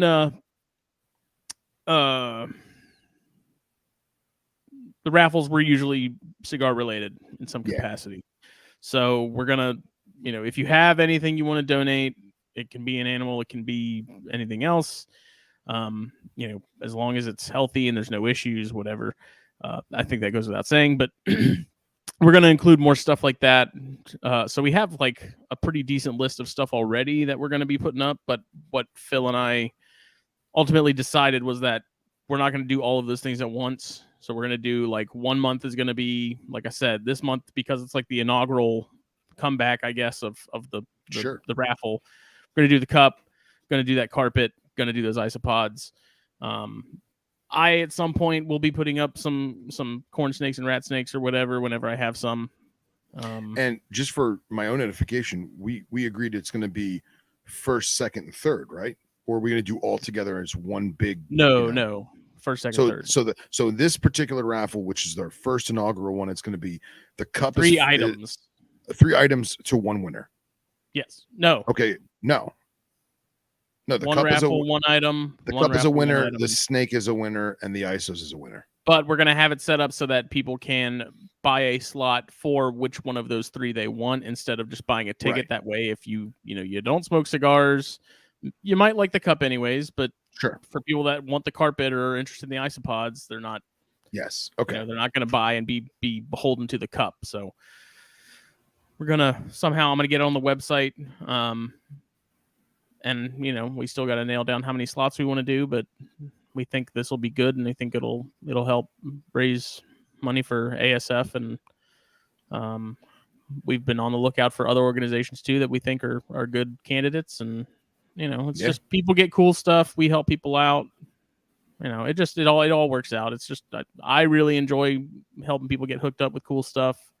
It's nice to know that the money that we end up donating, especially to ASF, like we know it is really like every dollar really makes a difference with that organization and what they're doing in Africa and stuff like that. Especially like larger amounts, like a couple $100, which we've donated in the past from these things. Like that's a big help. It is, given how far the American dollar goes over there in Ghana and stuff like that. So it's good. It's nice to know that. I hope that we ended up helping someone survive something like that. I think it's safe to say that whether the money directly helped an individual or an individual's family is almost irrelevant, simply because I think it was like $60 gets them a full tank of fuel, food for a week, and water for a week to their crew. It may like not that. Now with gas, but but you see what I'm getting at. So like the dollar goes a really long way for them specifically. They actually just got a huge grant to build a new facility, a new building in Ghana, and it's revolutionary. You know what I mean? So, and these people are doing this, because they want to help people. They want to help snakes, and that's what it's all about. It's the most neglected tropical disease, snake bite, on the planet. So, look out for once it. again, if you have anything that you'd be interested in donating, hit us up. We'll be posting about when it's starting and kicking off and cutoff dates and stuff like that. So, it'll be great. Be on the lookout. Yeah, and we got some more stuff coming already. Some other non-tobacco related but still snake related stuff too. So it'll be fun for the whole family, and we look forward to doing it. It's gonna be fun. I'm especially excited about the Smitty security package, which will include some shims and the very door sweep that I give the Smitty approval of for my snake room door. So as far as Billy asked about Daytona, I am planning to be there. Might be changing jobs soon. Don't know yet. So that may change things. I'm hoping it won't. I don't think it will. We'll see. And then Phil, I think you're going. Yeah, I'm going, and I can speak confidently and say that myself is going. Casey's going. Billy's going. I know Chris is coming. Ball pythons.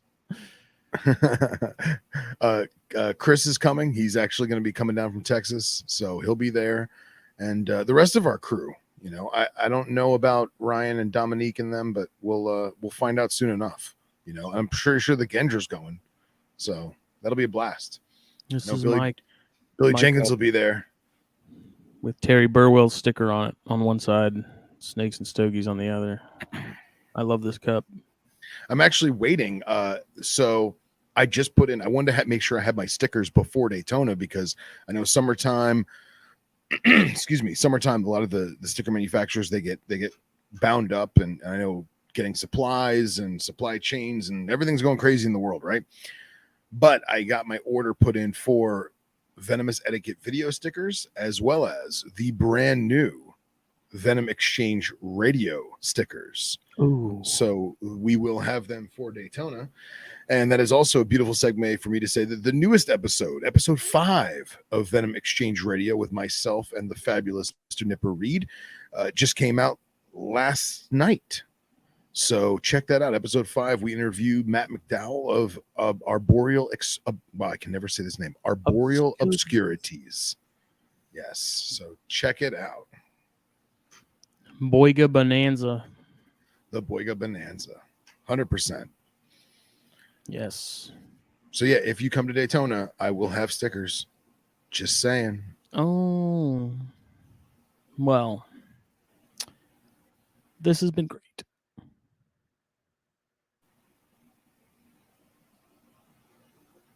And this episode was brought to you by BlackBoxCages.com. Please check them out. Facebook, Instagram, BlackBoxCages.com. You need a rack. You need a cage. one of these raffles coming up, they're donating a BioG, which is what I have my rhinos in, and they're freaking sweet. It's a pretty awesome cage. Great enclosure. I didn't know if you were going to talk about the BioG because we don't know when we're going to do that one. I got to coordinate with Clint and Jen, but yeah, they've said that they're willing to put one up. So excellent. We got some pretty juicy stuff lined up. We do. It's going to be great. Only getting better. So it's only getting better. Check them out. Puget Sound pythons. Oh man, how many escaped snakes constitute a Smitty approved door sweep? Too many. Thank you, nature, for you. Thank you. I can sleep comfortably knowing that if they do happen to get loose, which does not happen nearly as much as it used to now that I have the Smitty security package. Just remember that anytime to the room. Just remember that anytime Ty and Scott break your stones about escapes, it doesn't matter to them because it's all in their backyard anyway. Just remind them of that. This is true. And then I think about their room, and then I think about how much of a scrub it makes me look like. Dude, it makes all of us look like hobos. Literally might as well be keeping in a crack house. Yeah, I might as well put all of my animals in 10-gallon tanks with cinder blocks on top because that's how I feel every time I see their room. Makes mine look like a freaking ball pit at Chuck E. Cheese. Just covered in germs. The Raffle does not come with rhinos, but you better believe when I do produce rhinos, if we're still doing raffles by that time, which I'm assuming we will be, I'm willing to put up some pretty sweet stuff, man. Yeah, it's a baby rhino, a shim kit, a door sweep, and a SureGuard lock for your door. That's the kit. Motion detectors. And a bag of goldfish. The baby rhino would be eating mice by then. Oh, okay. That would be... I'm not going to do that to someone. That's just rude. I got you. Yeah. So, Puget Sound Pythons, Facebook and Instagram. Check them out. Blackboxcages.com. Because apparently if you say things 3 times, that sticks with people better. So, yeah. That's the 3rd time. There you go. We will be back. We have John Lasseter on THP on Thursday. It's going to be a good one. That's awesome. Some colubrids because we're just a colubrid show now. We don't pythons are whack. So yeah, we need to get old Scott back on here soon. Yep. We'll talk about that maybe next week. We'll see. We shall see. That's awesome though. I'm excited John's coming on. That's going to be great. Yeah. He's looking forward to it too. He messaged me asking all the questions of how we do it. So nice. I'm gonna get the outline together and all that good stuff. And it's. I won't lie. I'm a little envious, man. I'm a little envious. Jake better pony up for that one. That's good. You know, you can just join us, right? Well, I don't want to impose. 3's a crowd. So. All right, everyone. Have a good evening. Good morning. Good day. Whenever you are taking in this podcast. Once again, you should probably watch it because we saw a bunch of stuff. Yeah. And you can unless you just want to use your imagination as we're going through, on that journey. It's a great show. What you do is you listen to it in the car ride on your way to work, and then you remember, oh yeah, the middle part, I wanted to see this. And when you go home, you put it on the YouTubes. On your TV, on the and biggest enjoy it. Screen in your house. That's it. Your VR goggles. Yes. And it'll be like you're there. In New Mexico. Delaware. Hi. I'm in Delaware. Oh, geez. What a good scene. Everyone have a good evening. Bye.